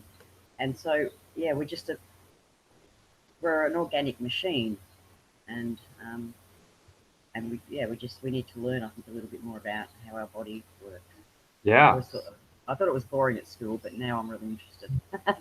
Well, look up your lymph. You know what lymph means? Lymph etymology. It means, this is a huge, huge, huge thing you all need to know about you. It means pure water. Let me say that again. Your lymph, for some reason, is telling you that you can make pure water out of your own body. Your secretions. You know when a baby's drooling, we have to stop the baby from drooling. Now, why are we doing this? It's the same thing as ejaculation, as wasting your energy in metaphors. We have to contain, we have to protect our child. The drool is the consciousness, the watery bodies, the psychic waters of the goddess. So when the baby's losing control, mommy, daddy comes and simply puts it back into you so you can contain yourself. Because your pelvis means a container. That's it. Can you please contain yourself? Why are they saying that? Can I contain myself? And then your pharynx relates to a pharaoh. Pharynx means windpipe.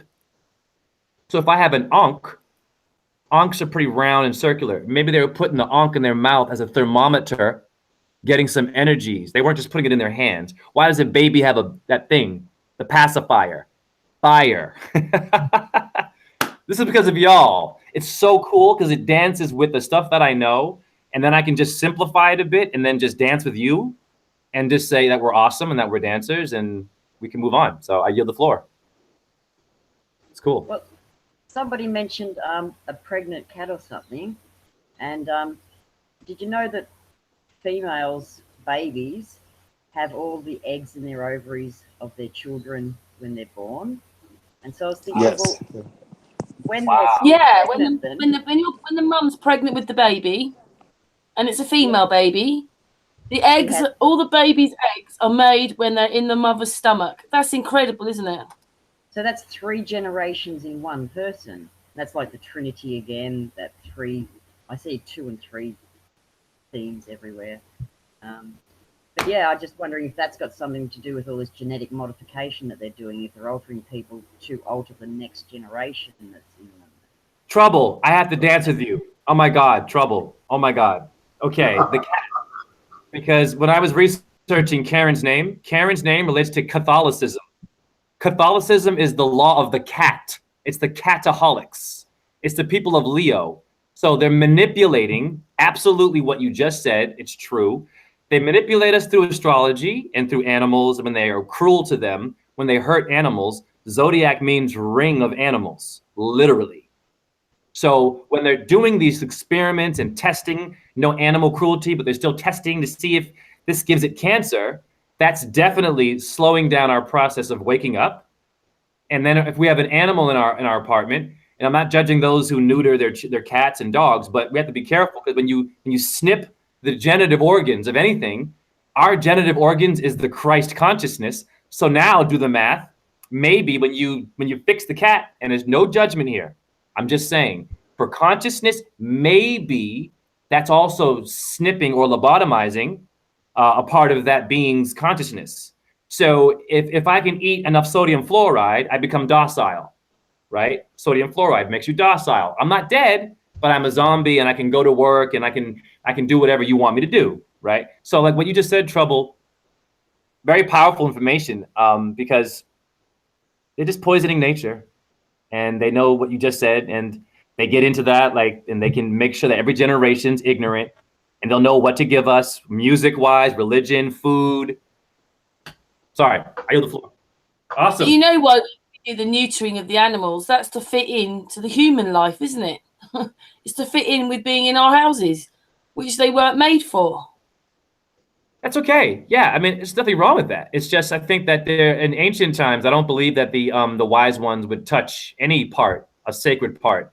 In Hinduism, they don't actually want you to go to a chiropractor because a chiropractor is going to crack your back. He's going to crack those 33 bones that Christ died at and maybe get it wrong and slip your disc. Disciple discussions. Disc of who? Sheol, Earth.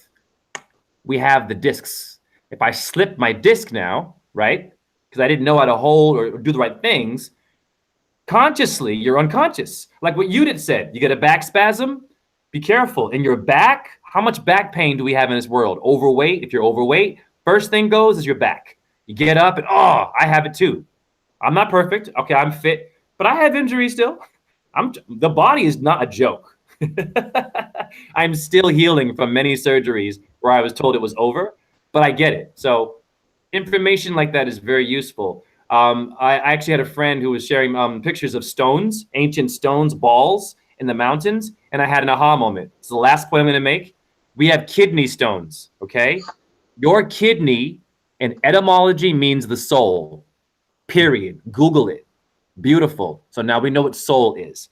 When you get kidney stones, I'm going to ask a question maybe about this, the theory. When you get sick, and if I go outside, right, and I'm looking at ancient stones and balls, and I'm thinking about all the years man and woman have been killing each other, all the hell we've been living in, I'm thinking the earth is a living being getting back spasms from us possibly not figuring this shit out. Massage is also the message, my people. When you massage out that knot, hence your knots landing soap opera. Hi. Yeah, I'm that guy. Those knots landing, these television shows are telling you that we're knotted up. Knotty dreadlocks, those are the rays of the sun in your head. Resh means the head. So they're telling that in Jamaica. God, we're so, and it makes me angry because I know that teachers don't want you to go to the word. The word is the gospel. So I yield the floor again, and I'm very grateful. Wow, you all are awesome. We are dancers.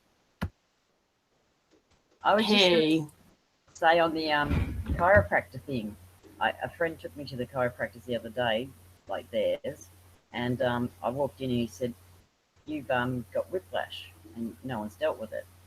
And I said, "Oh, well, actually, I rolled my sister's car when I was 19, and I've had neck and shoulder problems ever since." He said, "Well, that's where your migraines are coming from. We can fix that." And 2 sessions, and I'm feeling heaps better. And so much for all these other symptoms and causes that I've been given. It's just as simple as my neck's out of alignment. It's because I've got a bit of scoliosis, so I have to learn to sit up straight. So that's why yoga, I've been going to yoga. Yoga's just made me sit up so straight, over 2 years. Yeah. So I'm glad to hear that. I'm so glad to hear that because I've heard some, it wasn't too, that's a good point. Once again, and when I say things, it's not to generalize. All doctors aren't bad. I've had knee surgery where I had a cadaver knee. So what you just said, yeah, it's different for everybody. It's just some doctors, unfortunately, I think we know they mean well. They just don't know the body is a spiritual symbol. Like most chiropractors might not know that your spine is a sitar. So when I'm playing the sitar, that's the breath. That's you doing that. So it's just, yeah, but I'm grateful that you're healthy and yet you're awesome. And yeah. Can I just say, we have been going for 3 hours, even though it was the second hangout because I had a technical problem. We could talk forever, can't we, about this because it's all amazing. It's been a really lovely, deep hangout. Everybody's put so much input into this hangout, but do each one of you want to say something before we go? Dojo, do you want to say anything? Sure. I like to thank you again for having me on here. I enjoyed each and every minute, and I like to tell Jay that he's spot on. That's why sometimes I wish I could get my hands on some of the medical equipment because the way you discuss the body, your facts are in these EKG, EEKs, EEG machines inside the thyroid ultrasounds. I just got a thyroid ultrasound, and it's interesting they use the red, blue, and green colors that we see through our color spectrum in order to see the frequencies and if something's malignant or going on with the body. But yet they make these machines 200,000, 300,000, CAT scans and stuff like that. We're able to see the electromagnetism of the human body, which is just the chakra levels when we go to the hospital. That's why when they rush you in there, the first 2 things they do is give you oxygen and saline, which is considered water. But peace, love, and happiness to all my family and friends. Shout out to the chat room. It's Dojo. Love. Hey, much love to you, Dojo. Jojo, when we end the hangout, say goodbye to us off air because we like to press the button and usually go. So, and then you can communicate a little bit with Jay. But anyway, stay on the after hangout for a little bit. Anyway, James. Hey, I just want to say thanks again. Because it's significant. It's really of high significance that for me, for what I'm doing, because I've got my, this mission,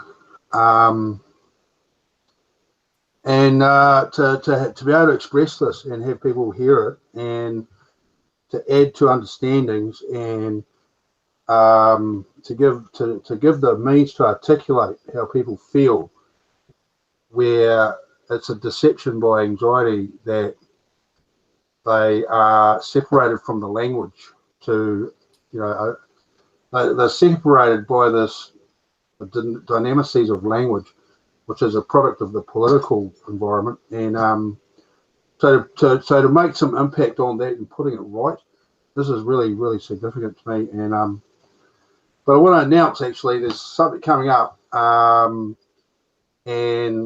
that is that I've actually got to go away for a month to work driving in a grape harvest in Marlborough. And this is really important because I've wanted to, since before Christmas, to have printed up a flyer with, on one side, a disclosure of the 8 laws, and on the other side is a big list of political policies for the next election in New Zealand, right? And I'm going to hand all them out, right? And so when they see these policies and when they see the revelation of 8 laws, they will have to, you know, just to read that once, the 8 laws, just one time, automatically people can then figuratively hold anxiety in their hand and look at it. And so, but for going forwards to create change in the establishment, this is what I'm going to do after this next month coming up. And so I thought I'd tell you that because I want you guys to come with me with this, because I know this is that the math is sound, and that is that this political party thing is going to work in this country, because New Zealand is rife with the belief that anxiety is virtuous, which is why none of the problems get figured out. And I know it will work in any other country. So even the promotion of a political party is enough to win the election if people can become aware of the premise. And so this is this very dynamic moment coming up. And because they don't know why homelessness exists. Well, I know why homelessness exists. People make, you know, there's lots of money around, there's lots of houses around, there's areas where there's lots of jobs, easy to get, but they don't want to move there. Nah, people are homeless because of an aversion to relationships. Okay, they want to have 0 relationships, which includes a car or a house, and they still want that consciousness. They're still loyal to consciousness, and that's why they prop themselves up in the middle of town all the time. And so, but none of the rest of this world will admit to anxiety, and so nobody admits to having the aversion to relationships. No one admits that dynamic is what you changed a load of people's minds in the chat room. And people are listening, so obviously you have to come back and talk more and more about this. But people are listening now. You know, depending on the lay of the job up there, because it's flat out, it's maximum hours all the time. And whoops, he's frozen again. Actually go from being the normal life working and all that to more focused on political activism. And this is the big first strike, is producing this pamphlet. And so if you follow that, you know that you'll be able to do this in your country as well, because all these people mad keen on figuring problems out while they hang on to this belief that anxiety is virtuous. When the problems have their genesis in an anxiety, it's a pattern of circular logic. And so this is the observation. This is the download from the universe. This is the blessing of consciousness. And I would hope that everyone embraces consciousness as real and be truly objective. And so I had to say that because this is big. This is big coming up. Big, you know, 1 month in the whole future of the world, no problem. Hey, we wish you really well with that, and we want you to carry on coming on the Hangouts and talking about it. But thank you so much, James. Well, I'll see what happens, because I might still be able to, because it'll be in a truck, and I think I can actually take part, have the hands-free set up, and so we'll just see what goes on. But I can't thank you enough, Karen, for hosting. I mean, that you should have the presence of mind that this would be of value. That's a grand thing. That's all I can say about that.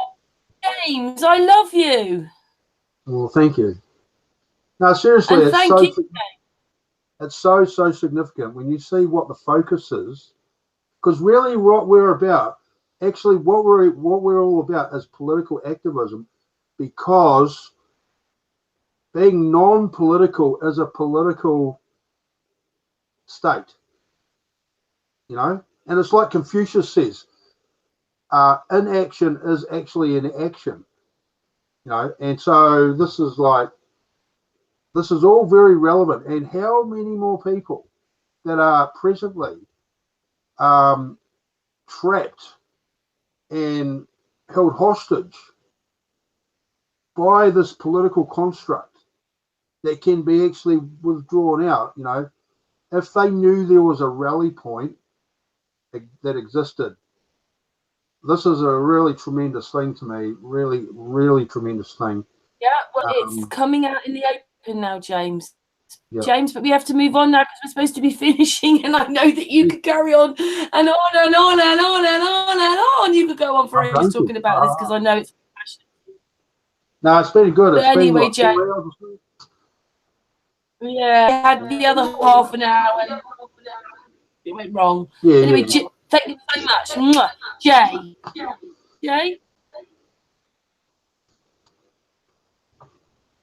Yeah, You're muted. I'm very, thank you. I'm very grateful for this panel. I say thank you to Trouble. I say thank you to my man James there and Dojo and the whole panel. Now, Dojo said CAT scan. Sorry, before I stop this, he said CAT scan. I just talked about cataholic Catholicism. My sister Trouble just mentioned cats having the ability. So what is the Sphinx doing? What's the Sphinx a symbol of, right? In Egypt. Why is it facing a certain constellation, right? This cat, it's a beautiful symbol of something that we have. So when they're scanning you, they're scanning your birthing energies, your chakras, more than that. So before I end this, can I say we are dancers on 3? Can we do that? It's been a long time since I've said 1, 2, 3, we are dancers. Okay, should we do that? Should we do that at the end when we've just done Trouble yes. and you? Of course. All right. Well, that was my last thought. Hangout. Yeah, you're good. That's my last thought. I wanted to say we're all awesome and I love you all. And wow, I'm honored. Can I just say as well that members in the chat room also talk about that very thing. We are dancers. So we've got new words. I yield the floor and we are dancers. Oh, yeah. And what the flat. But thank you so much. You can end the hangout. Anyway, Trouble.